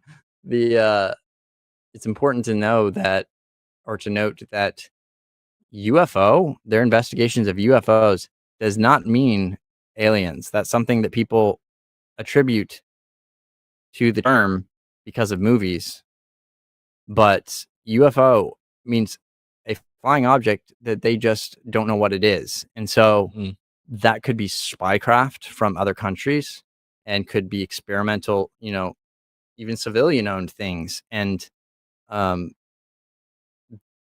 or even anomalies, like optical anomalies, um, that didn't have enough context to be able to explain. And mhm, so all of those things, in the grand scheme of what we know, all those things are far more likely things to be investigating than aliens. And while it's fun to think of aliens life and the possibility of like a big cover up and government hiding that information and yada yada yada, that stuff's all fun thing to think about. It makes good for really good media. um the Purely considering the probabilities and what we know, and like the information that we have, like there's no reason to jump mhm. to any of those No, conclusions about things. Even the documents they or then they unclassified, nothing. I mean, there was interesting stuff in there, but it was like the just the intrigue of the unexplained mhm. um, occurrences that kind of didn't have enough information to ever fully solve. No, yeah, I was wrong. It was it was a rumor spread over social media that happened because at this one UFO hearing that where they, like, discussed someone said something that got misinterpreted, and then it spread Mm. all over social media and went viral. And But I that will is say, the importance of fact checking. yes, but my original point stands for when everyone thought the government said aliens were real, what did they say? They said, "I don't care. My rent is still due next week." You know? It's just the importance of even something like aliens, Even if you think the government said that they are real, it Does that that isn't even affect? going to excite people. Yeah. Does that at the end of the day, am I going to be able to go to space and meet those aliens, or am I going to have to pay rent? Exactly, and you're gonna have to pay rent. Right. So, I once we get to the point to where nobody has to pay rent, or at least can pay rent very comfortably, you're not gonna get people to really think about. Right. Or you're going to get few people to think about Mhm. this stuff. I mean, at first I was like, "Oh my god, wait, aliens are real? Huh?" But, I mean, I think aliens are real, personally. I think in the There's enough the planets scheme habitable of the for universe, like the mass of the universe and the amount of time that the universe has been around, I think it would be incredibly arrogant to try and make a statement about there not being or aliens not being likely. I say out of the likelihoods that we could predict here, evidence would probably suggest the probability of there having been or currently being life somewhere else. And the amount that we have seen, like, we have seen the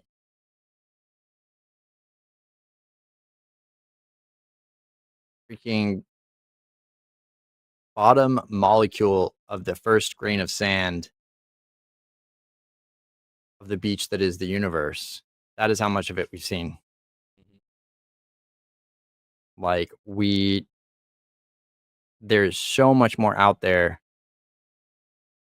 And just because with our terrible ass instruments and our rudimentary ways of checking things out, Say, "Oh, there's a low for us to probability be of there for being aliens." us to be discouraged by the fact that we haven't seen anything, we are looking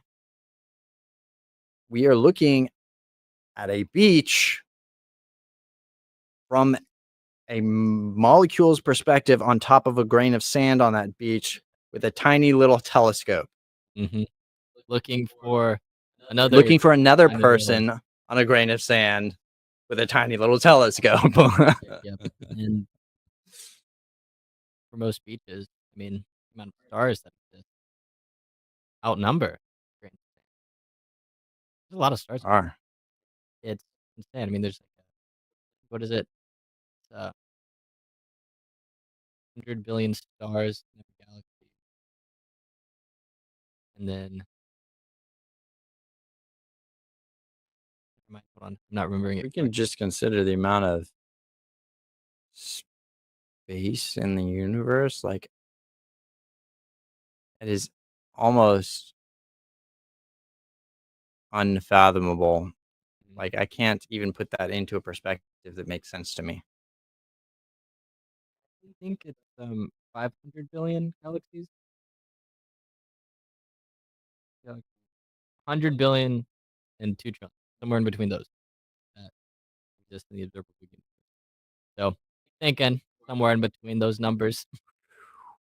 Yep, and then think about the hundreds of millions of stars, planets, in each system that are sometimes In fact, way the larger. fact that we've been able to Oh, find sorry. any planets that are similar to ours in size should be a huge encouragement in that aspect, because the amount of them that we've actually surveyed versus the amount of them that actually exist, Very so small amount. small. We've already found many different planets within the habitable zone. Hmm. So, how many countless others are there as well? Hmm. Probably a lot. Beyond that, we don't even have a incredibly accurate way of detecting those planets as far as their atmospheres or whatnot goes. Exactly. We can detect like the big ones and the ones that have like extreme uh values, like extremely, cold or extremely hot values. But the ones that are in the habitable zone Kinda. are ones that are kind of like they're like the middle child. It gets like ignored, it's like uh the It's just really easy to ignore them. there's not a good way of detecting that kind of stuff at that distance, at least to my Mhm. understanding. And so it's difficult for us to say even what those atmospheres are like on those planets. Basically the thing that we know is that they're in the habitable zone, and that's about it. Yeah, that's correct. And kind of like general their size, like Mhm. maybe. Yeah, we don't even know if they're water. Right. Some of them are pure gold, pure ocean. And what's So, super sad is that until we figure out a way of navigating the whole time space in a way that's different than we currently do, we are never going to be able to actually check those out in person. We're going to have to figure out a way looking like a bending space in order to achieve a distance function that's faster than light. I mean, obviously, the possibility of wormhole travel, but But then you've killed I off everybody back Earth by the time you get to where you're going. Like, I mean, with the if you bend space like around the craft, doesn't matter Mhm. if you're going Oh, faster than light. By the time you get to where you're going, it's still going to have been the amount of time it would have taken you to get there for them. like your laws, you can't really go. Yeah, like they're stuck out in the regular time zone while you're like kind of isolated there in that bubble. Mm, that's in that's really interesting. I wonder so this probably is not true, but I wonder if that plays an interesting role with quantum entanglement, because you have these particles at long distances that correlate with each other and that are entangled, and once you affect one, the other gets affected as well. I wonder if there's actually a component of time relative to those particles that affect each other once and once Yeah. they Well, there does interact seem to be this weird. would kinda do the same thing. It would be like almost like that like, fundamental switch in reality that allows you to get transferred, but Please still hold has to while we stay. transfer you. Sorry. Yeah, and then, it might be, like, relative to you, that very short transfer is quick. To everyone else, super long because there's a time stretch almost Time there, dilation. or yeah, time dilation. So that's that's really interesting. Though it is kinda sad how I can't, like, travel to a planet trillions of light years away and then come back in 30 seconds. Yeah. Like It's there's and what's also weird about that is since time and space seem to be so inextricably linked with each other, were you to bend space around yourself and use that to propel you through um, in a different time frame, the there would only be forward. There would be no, to my knowledge, way of going backwards in time Yep. because movement through space means a forward like propulsion through time. Mhm. There is no backward propulsion through time. And so every time you go somewhere, you are speeding up the rest of the universe around you. Mhm. So if it would have taken you a billion years to get to a star, the rest of the universe will have aged that long by the time that you get to where to that star, which would be nutty because your destination might not even be there at that time. That's true. Like, what if Mhm. you got Good there and point. you're like, and you were like, The aftermath. and you're like, so where is it? The party move on? God. You can't travel back in time either. So you have to go to civilization, back to civilization you've never even met before. You have no clue what you're going back to. Yeah. You're able to make it there. So, I imagine that were s- travel of that speed to ever be practical for humanity as a whole, we'd have to find a way of segmenting ourselves away from time. mhm. Like we'd have to find a way of segmenting humanity away from like encompassing the planet in a temporary bubble that like allows us to exist in the same time frame as the people that were leaving. Yeah, that would be very interesting to be above the very fabric of space-time itself. Like, what if it like, how would that even feel like to be on the Earth when the universe around it is moving, you know, I don't know, like light years faster than it normally does, you know? Well, I actually think there would, if physiologically possible, I think that our temporal understanding consciously of how we will evolve, where there's actually a conscious filter of what time you want to be in that moment, Yeah. and it'll actually be like a natural structure to the navigation of that different time. I think it'd be really interesting. Imagine though, like somebody's taking a trip to a distant star, check out a planet. So we encompass like the Earth in like this bubble, and then we speed it up billions of years, and then all of a sudden we unencompass our planet from the bubble back into the regular universe, and our sun's dead. Mm.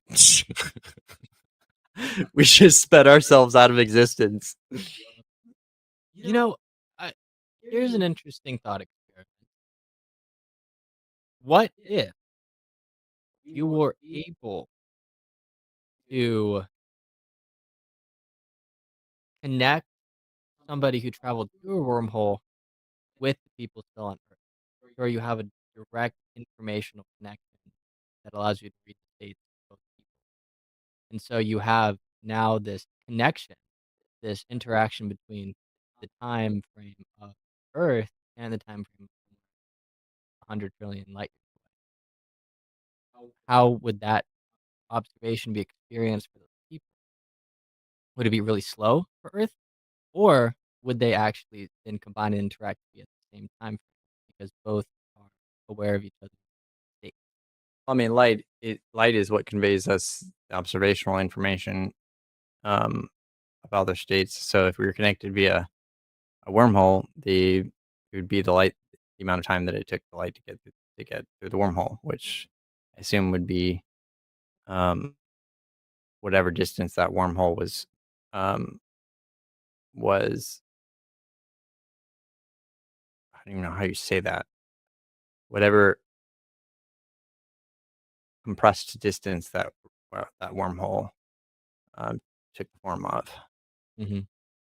would be how long it would take. So it'd be about the same time for all intents and purposes. Yeah. Maybe there'd be another way to I mean, there's measure. a delay between what you do and what I see you do, Mhm. you know, even here because of the time factor. So, I mean, there's always going to be some sort of delay there, and it's just a matter of the distance. Yeah. That's true. Also trying to figure out a way, if I'm just wondering what would happen if there, even if it wasn't like a visual observation, like if there was some sort of like connect that could go from Earth and travel with you through the wormhole that sent signals back. It depends on what kind of connector it was. I guess so. If it was quantum, from what we know from the quantum, it would be instantaneous. If it wasn't, it would depend on the signal. Well, if it, okay, that's also, if it was quantum and the signals were heard instantaneously, would those two time frames then be correlated and act on the same measurement since those two realities are correlated? It would always be correlated. I don't understand why they wouldn't have been. Well, obviously more intensely correlated if if you completely cut off from the wormhole and you just go in, go out, you're, you know, No, because time. if you're cut off from the wormhole, then you just have cut off a perceivable and traversable like portion of that space. So I mean, like your ability to actually perceive them in this a similar time frame to you would be reduced, like significantly, because they'd be so much farther away. However, that wouldn't affect the quantum scale at all. You'd always still exist in the same. Both of you would exist in the same time frame. Ye yeah. This is not different times at different places. It's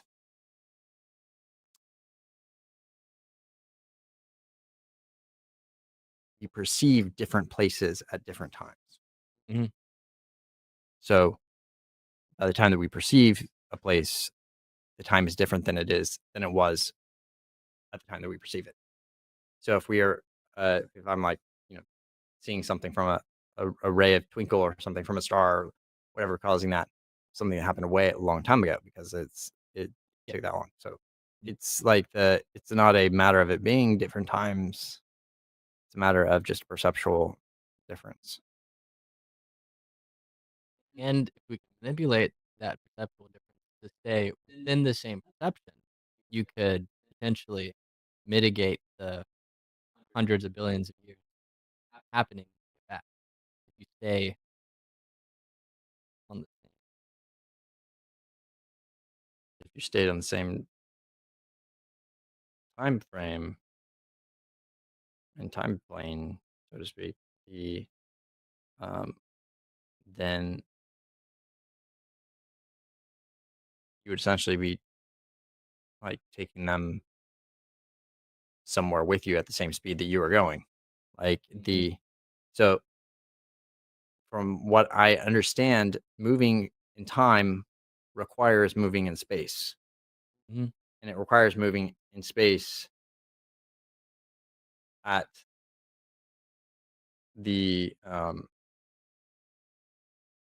same speed. So if you were going to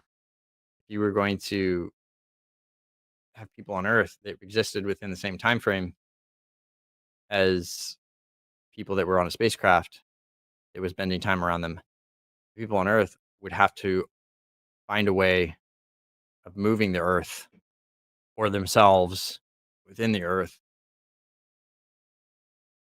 through space, even if it was just in a circle, like at the same speeds, And mhm.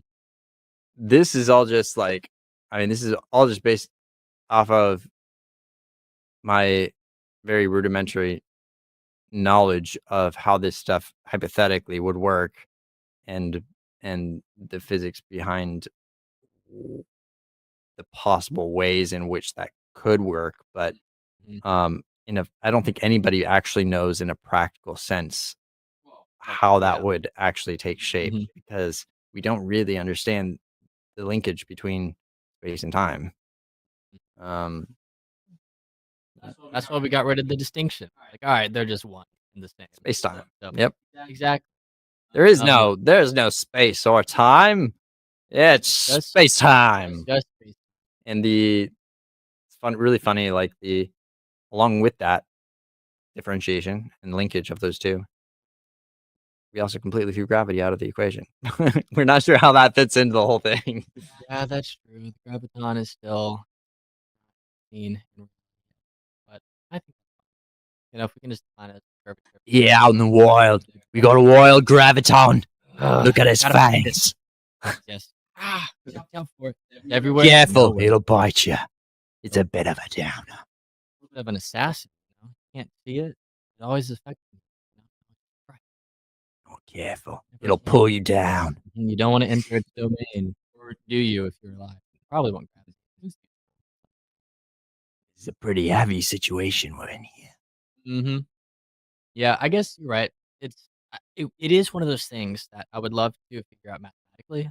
I think we could definitely do that before we actually But before we go to bed, you think you and I can? yes, we got it. Okay. We can draw out some formulas, it'll be fine. We're gonna whip it out. Mhm, we just gotta understand, mathematics behind which I'm actually curious about. I haven't looked at that.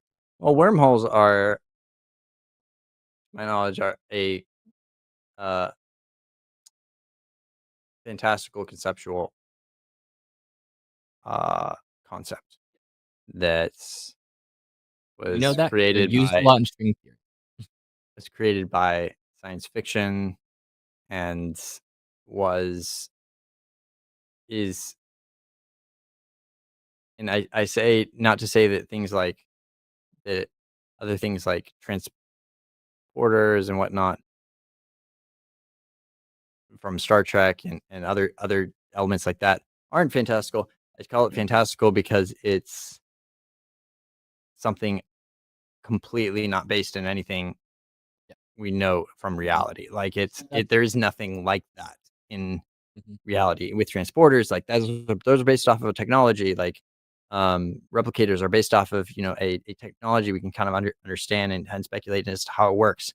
The wormholes are not something we can even speculate about because they just don't exist. Yeah, well, I think it's like because it was derived from Einstein, general relativity, like, it's plausible within it, and so you can kind of speculate that I this mean, is a mathematical structure. only if you break the universe, like you have to punch a hole through the friggin' space time. Correct? So it's actually not without punching a hole. You know that one thing in Yeah, but how does one cut through it if you live within it? So mm, how does a two-dimensional being cut through a piece of paper that it lives within? You can't do that. that's very good. Well, You have to have access to the three-dimensional plane to be able to cut through the three-dimensional plane. Like, I mean, or to cut through your two-dimensional plane. mhm, You have to have access to a higher dimension to be able to do that. well,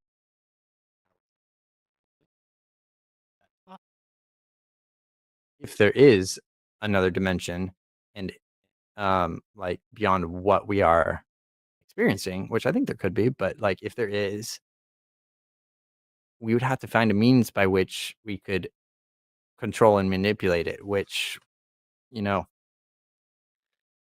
is so far beyond speculation. Like there's almost no point to it. Like as far as like how one could do that. it would be very difficult. I mean, I think personally, it would be as difficult as restarting the evolutionary process.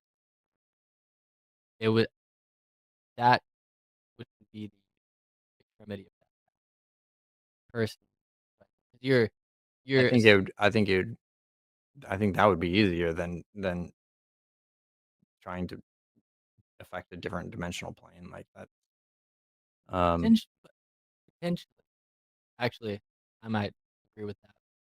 But well, I just mean that it might be similar in the sense that we then now begin to interface with a completely different mode of living, or maybe the ways in which we interact with reality, we change through technology. if we were able to achieve a a sort of transdimensional manipulation kind of thing going on, I think that could restart, could cause what you were talking about, which is the restarting of the evolutionary process. You have to change your mentality because you now have another dimension to factor into things, Mhm.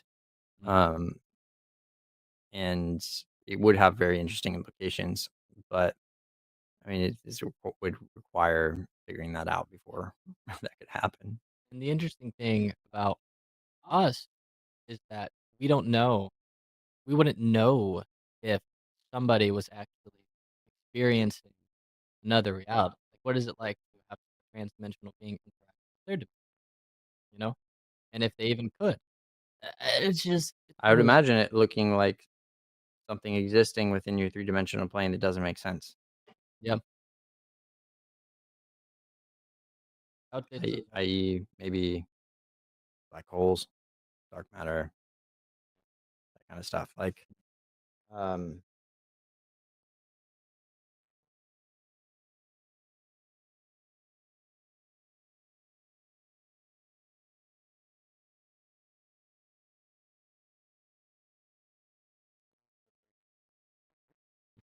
have- You uh, alrighty, guys, we are going to go to break and fix his computer. We will be back for the final segment here shortly, Peace. and we shall to you guys shortly.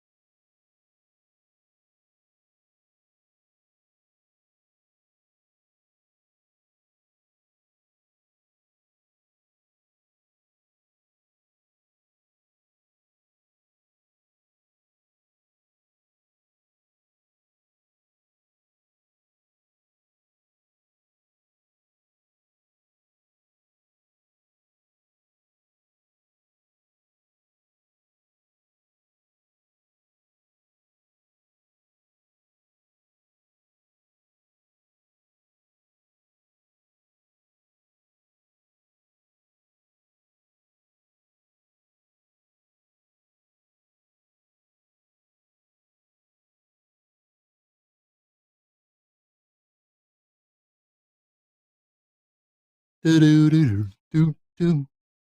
we're back. We are back. Bum, bum, bam. Welcome back to ThetaWave. Yes. With the second half of our Second half, podcast. so you know what that means. New topics. New topic. Oh yeah, it's gonna be a good one today.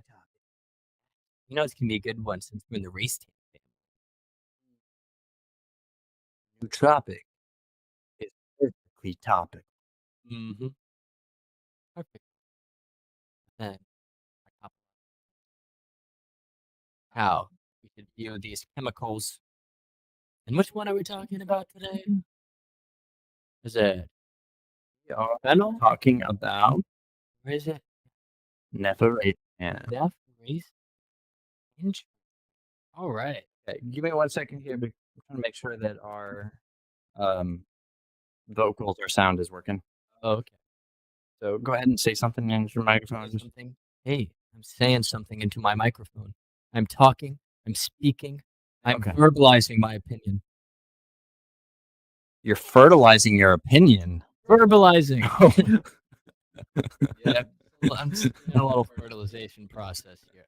Okay, I don't was like, mind me. fertilizing. Yeah, that's one of the things about our language. We can actually fertilize. Okay. Syntax fertilization. That's what I'm gonna call it. New words give birth to new phrases give birth to new phrases. Thanks, syntax fertilization.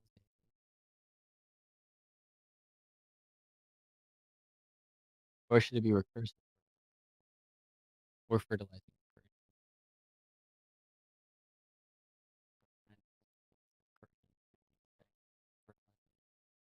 Ah, why can't I use I guess I'm just gonna fertilize my opinion. That's actually a good phrase. Fertilizing your opinion. Oh, I'm gonna turn your noise gate down a little bit because it is not picking up on your voice. no. Let's try this now. Oh, how's it going, Ryan? Going good? All right, wonderful. I'm glad. Okay, we're good. Good to go. Bad boy though.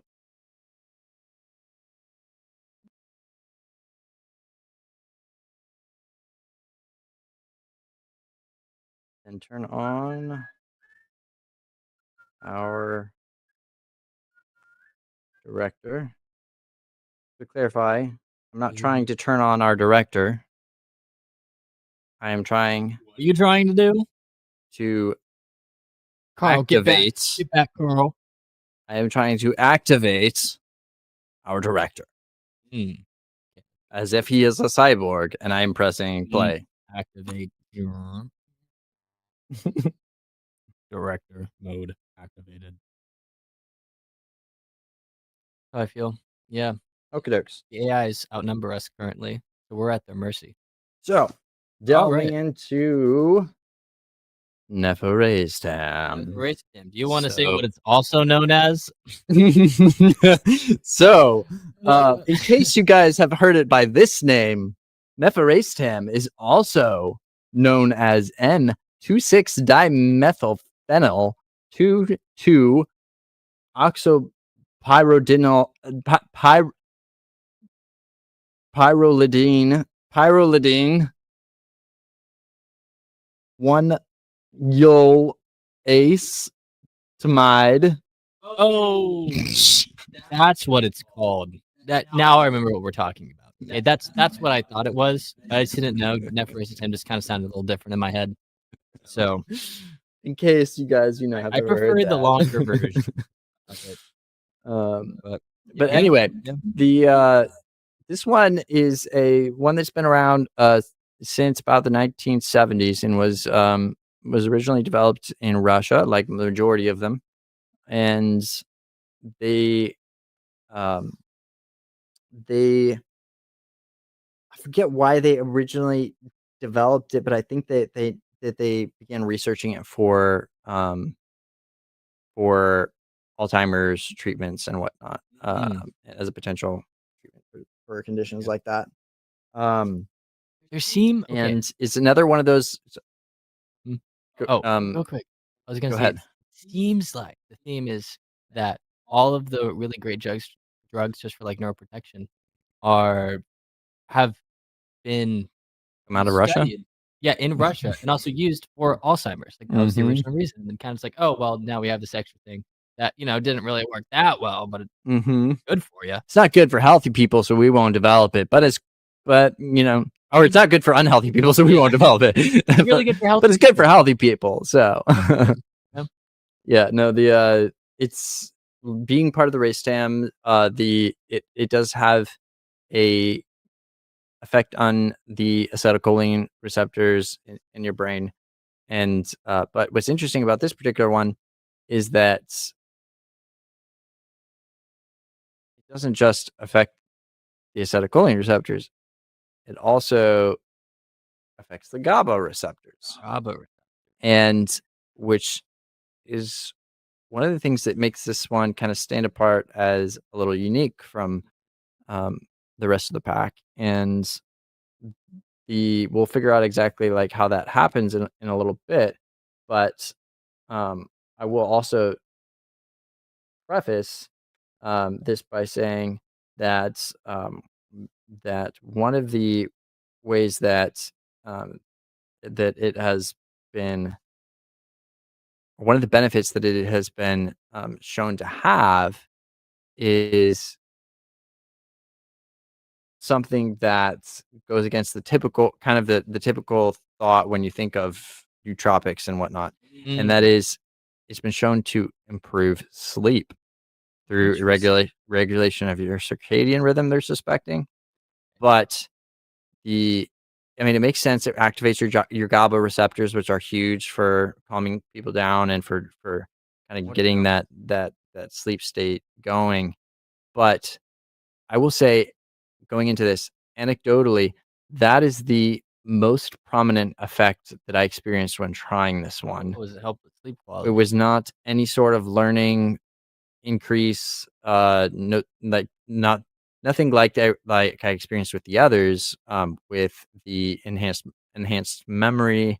There is for sure some of that happened. In fact, I have an example I can probably pull from last night, but that was far less noticeable than the primary effect, which actually made me think that there was something wrong with the way that my body was interacting with nefaristim the first time that I Oh, tried it. interesting. 'Cause I was expecting a particular race tam feel to it, and when I tried it, I got so drowsy, and Mm. I was like, I have so much brain fog. Like, it's not time to go to bed, and Yeah, I so want what's to happening? keep working, but like I Mhm, can't. And so I was stuck in between this like weird, like kind of awake in a sleep state, and then I eventually just had to go and sleep it off.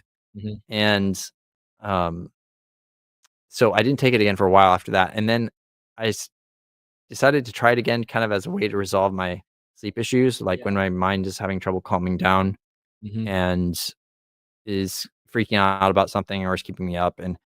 Uh, and so I was like, what the heck? I'm gonna try it again and see if I can use that intentionally for that effect and have it help maybe improve my sleep state.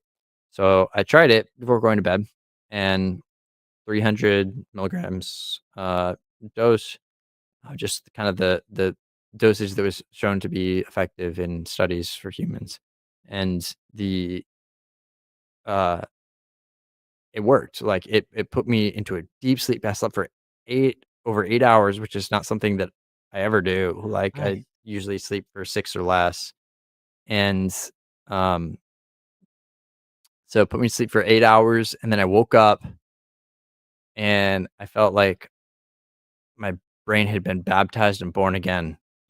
Like Wow. in holy water. Like this thing, Refreshed, ready. this yeah, it was really kind of crazy. And I didn't realize how much of my brain was probably suffering from sleep deprivation. Yeah. and just not getting a good quality Mhm. of sleep. And it was finally able to kind of, clean out his pipes and whatnot. Um, and that was probably that was the most interesting. And I thought, okay, maybe it's a fluke. Maybe I just had a good night's sleep. So I tried it again next night. Did it again. Tried it again. Man, Took it for a whole month, like wow. every single night, and without fail put me to sleep. Mhm. I mean, that's awesome. I mean, it makes sense when you look at, what it's done with its, like, cognitive enhancement effects and, its neuroprotection and its stress reducing effect. All of those, it's kind of working to as you sleep, it helps with, the neuroplasticity that happens during sleep, consolidating memories, going back through the day and, Mhm. processing it all. It seems to be helping a lot with that process so you can then fully not focus, but fully kinda immerse yourself in deep sleep for that process to help, with, Right. you know, figuring out the damage caused by less sleep and fixing that Yeah. and all these other things. Maybe stress levels were up, and so it's helping, with stress levels as well, and it's reconfiguring those to stay in equilibrium a little more. I Yeah. think that's probably what's happening. For anybody else that has struggled with similar things in the past, just want to bring to you this novel revelation. Just because you like being awake doesn't mean that you can ignore being asleep. Sadly, you need good sleep. And I You're found young, that you need out those 8 hours. the hard way. But Mhm. did notice an improvement by the end of it. I did notice an improvement on my memory function, um, in a smaller way than some of the other race TAMs, Yeah. and it took longer, but there was an improvement. Like, for instance, there have been couple of I used to write a lot of original songs and I would play them live. And there were a couple of them that I haven't played in a really long time. And I would forget bits of the lyrics Oh, that I yeah, wrote that's to happened it. to me. And I would consistently forget portions of the lyrics. And the, I knew that it was in there somewhere.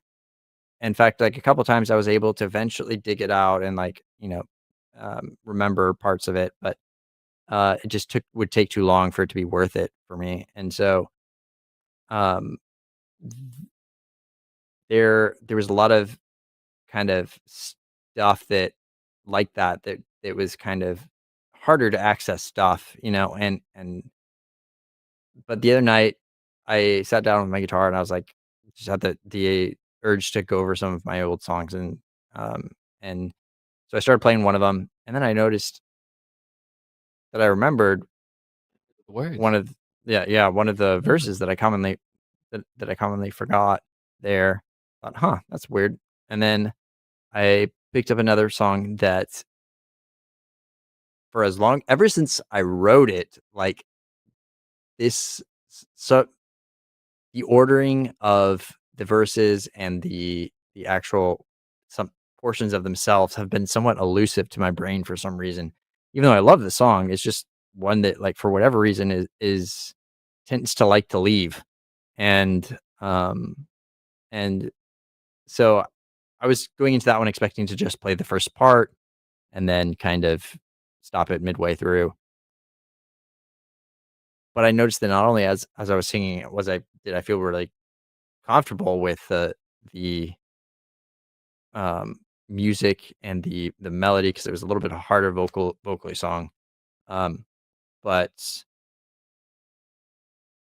the lyrics were just coming to me like it was like Mm, a stream, and I could remember there were some harder guitar movements on there that I didn't remember exactly what frets they were supposed to be on, and and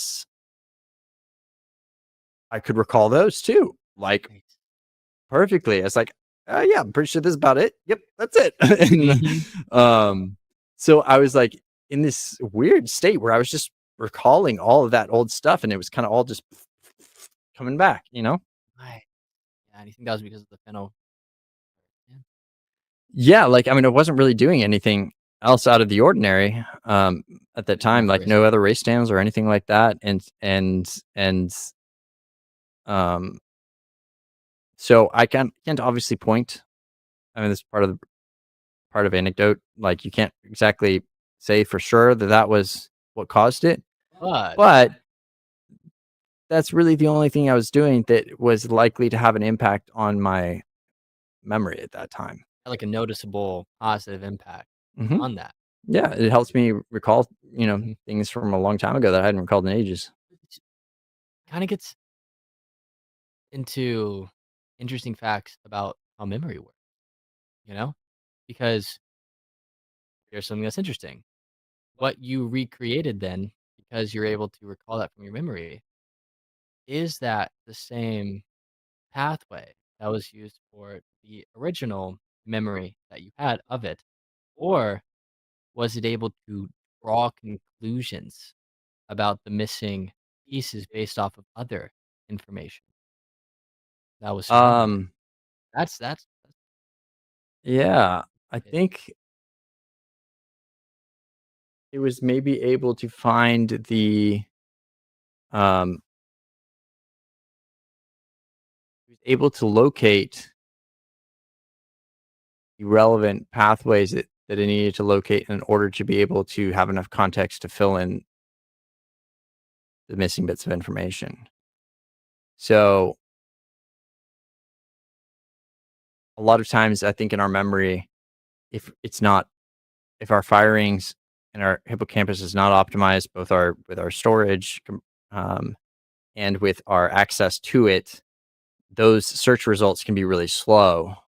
Mhm. And so it's harder to find the right context to recreate compressed data that has bits and pieces lost in it. And um, but with an optimized system, that search would happen a lot faster and um, and probably happen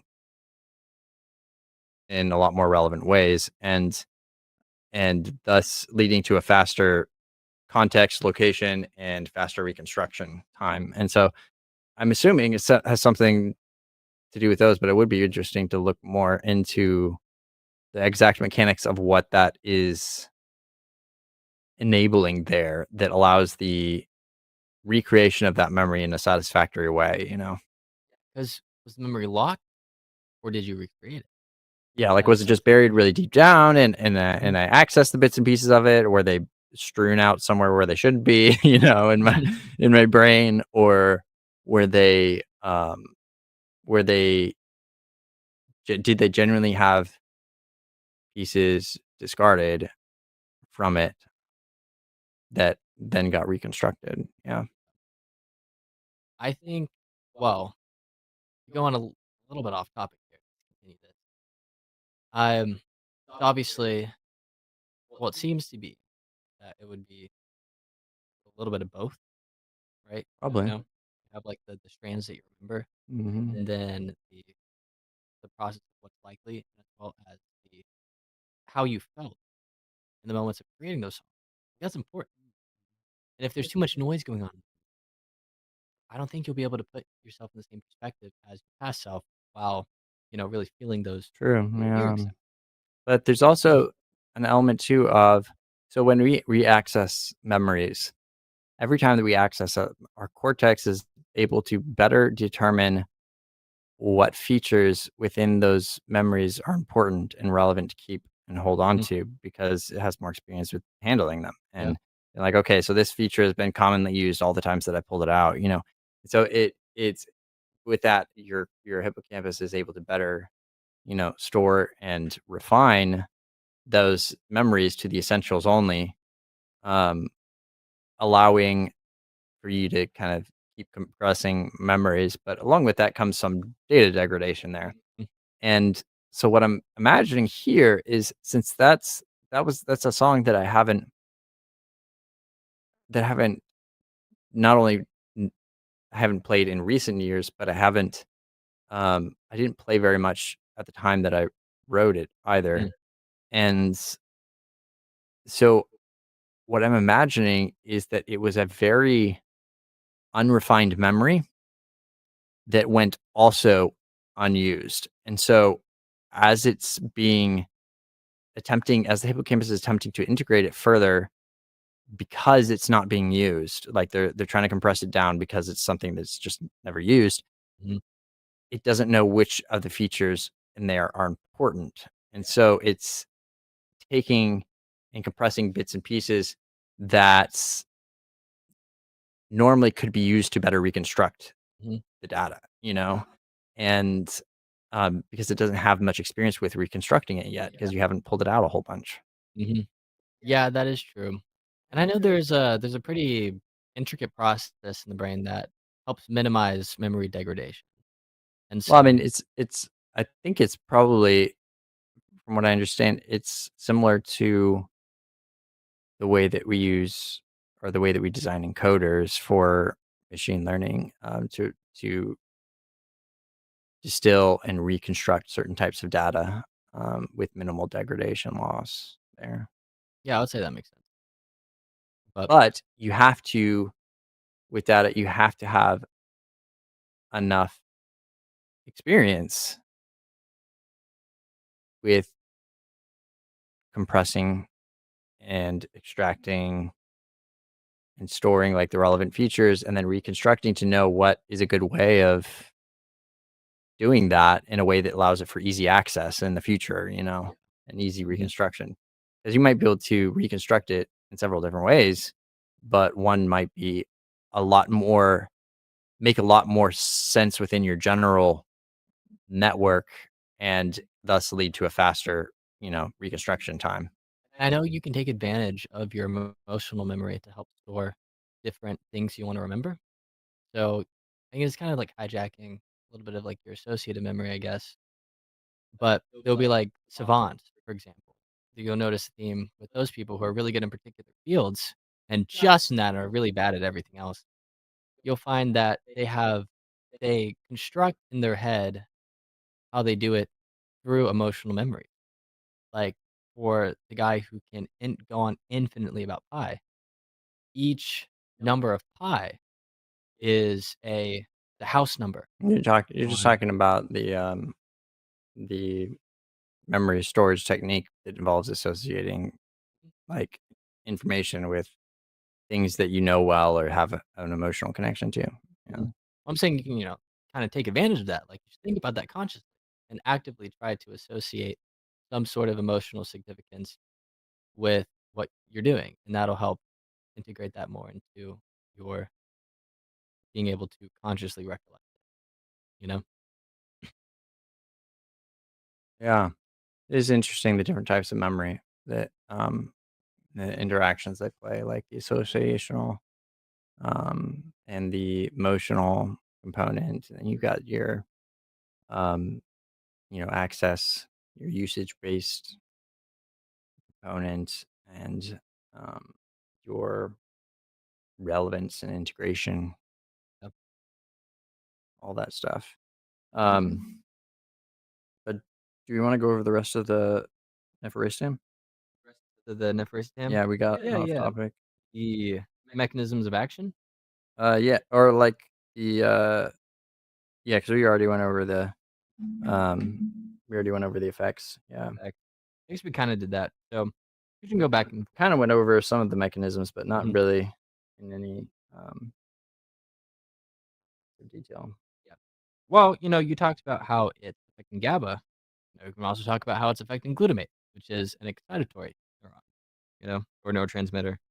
That's or yeah, because that's, the excitatory neurotransmitter involved in memory and learning is also kinda cool, as well as BDNF, you know, brain-derived neurotrophic Mm-hmm. factors, and NGF, nerve growth factors. So, really good for neuronal growth and survival, that's for sure. And Yes. then the cholinergic system, I think we kinda talked about this, where it's interacting with acetylcholine. Right. All the race TAMs have Mhm. some sort of Yeah, interplay with they all seem to interact with acetylcholine. yeah.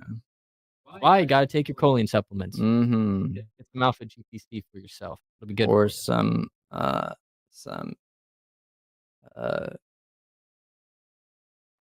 what is CDP? EDP. That's the more bioavailable form of choline. What does it stand for again? Why am I? CDP choline. Yeah. Can you look up what it stands for again? I forgot what it stands for.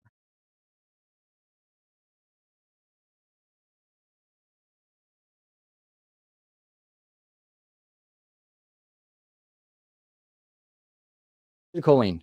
Yes, yeah, acetylcholine. Yes, Right. that's what it is. I knew it was in there somewhere. Nice. You got it right as I got it too. That's cool.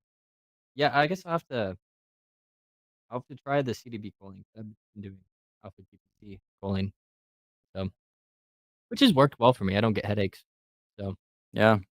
I have a right. supplement that has like it's got like a little caffeine, it's got a little L-theanine, and it's got a bunch of like CDP choline. Yeah. But on top of that, it as you can imagine, with it's being having effect on your GABA. It interacts with your GABA A receptors. It also interacts with your nicotinic acetylcholine receptors, as you can imagine from it having an effect on your acetylcholine systems. Cognitive And functionality then enhanced. also affects your NMDA receptors, which you can kind of infer from the fact that it has an effect on learning. Um, and Also the sigma 1 receptors, which I'm not very familiar with, Sigma. so I couldn't tell you actually anything about that. The The from what it says here, it's involved in neuroprotection and modulation of various neurotransmitter systems. That's in help modulate different. Yeah. Kinda like an organizer. It's helping putting people into place. Because that's what sigmas do. Like,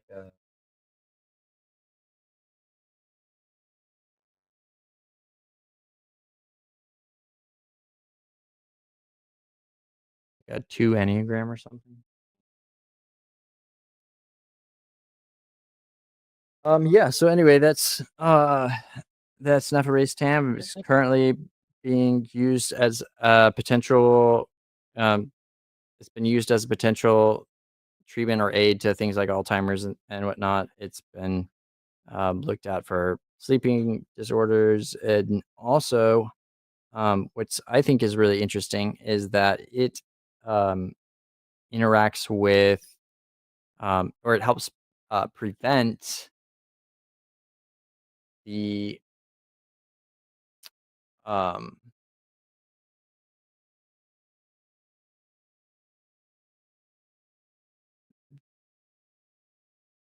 rather helps, I think, reduce and can help modulate the part of your DNA that system that controls a certain kind of protein cell death, Mm. which has is also how cancer develops.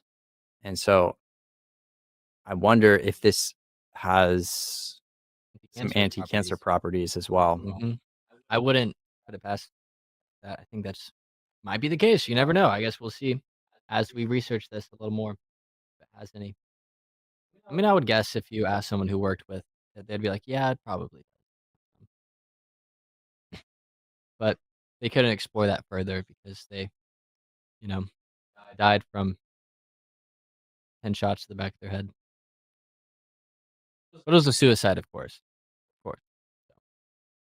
So, Yeah. So it reduces the expression of pro apoptic pro-apoptic. pro-apoptic. Thank you. That's how you say it all in one One thing. one go. Pro-apoptic genes, which is it reduces the expression of those genes, which is um, can be involved uh, in the ability of cancer to form Makes sense. Nice. Alright, cool. That's pretty awesome. Alright. and Well, this reduces is update. inflammation too. So you got that going for it. That's true, that's nice. Always Also, gotta reduce it the reduces inflammation. excitotoxicity, which I think is probably another one of the reasons why it was able to help me Mhm. kind of Oh, chill definitely. out. Mhm. Yeah. Definitely. Alright. Well, that is the end of this episode of ThetaWave. Thank you guys for listening and tuning in. Yes. Appreciate it. Thank you so much. And we will see you guys next week, if not before then. We're going to try to be a little more active on social media Yeah, and catch it there. try and maybe post some clips or some live thoughts or something like All of that. y'all with short attention spans. Yeah, all you people that don't like sitting and listening to a freaking 3-hour long podcast, which I don't really understand, but Dude, I listen to, each like, his 3 own. to 4 hour podcasts. They're great. Yeah, Mhm. I was like amazing to me. I agree. I agree. Um, and hold on a second. Sure to let us know if there's any specific topics that you guys want covered. Yeah. And we will try and throw those in the mix here. Pull the stream up here and boom. Alrighty. See you guys then. See you guys in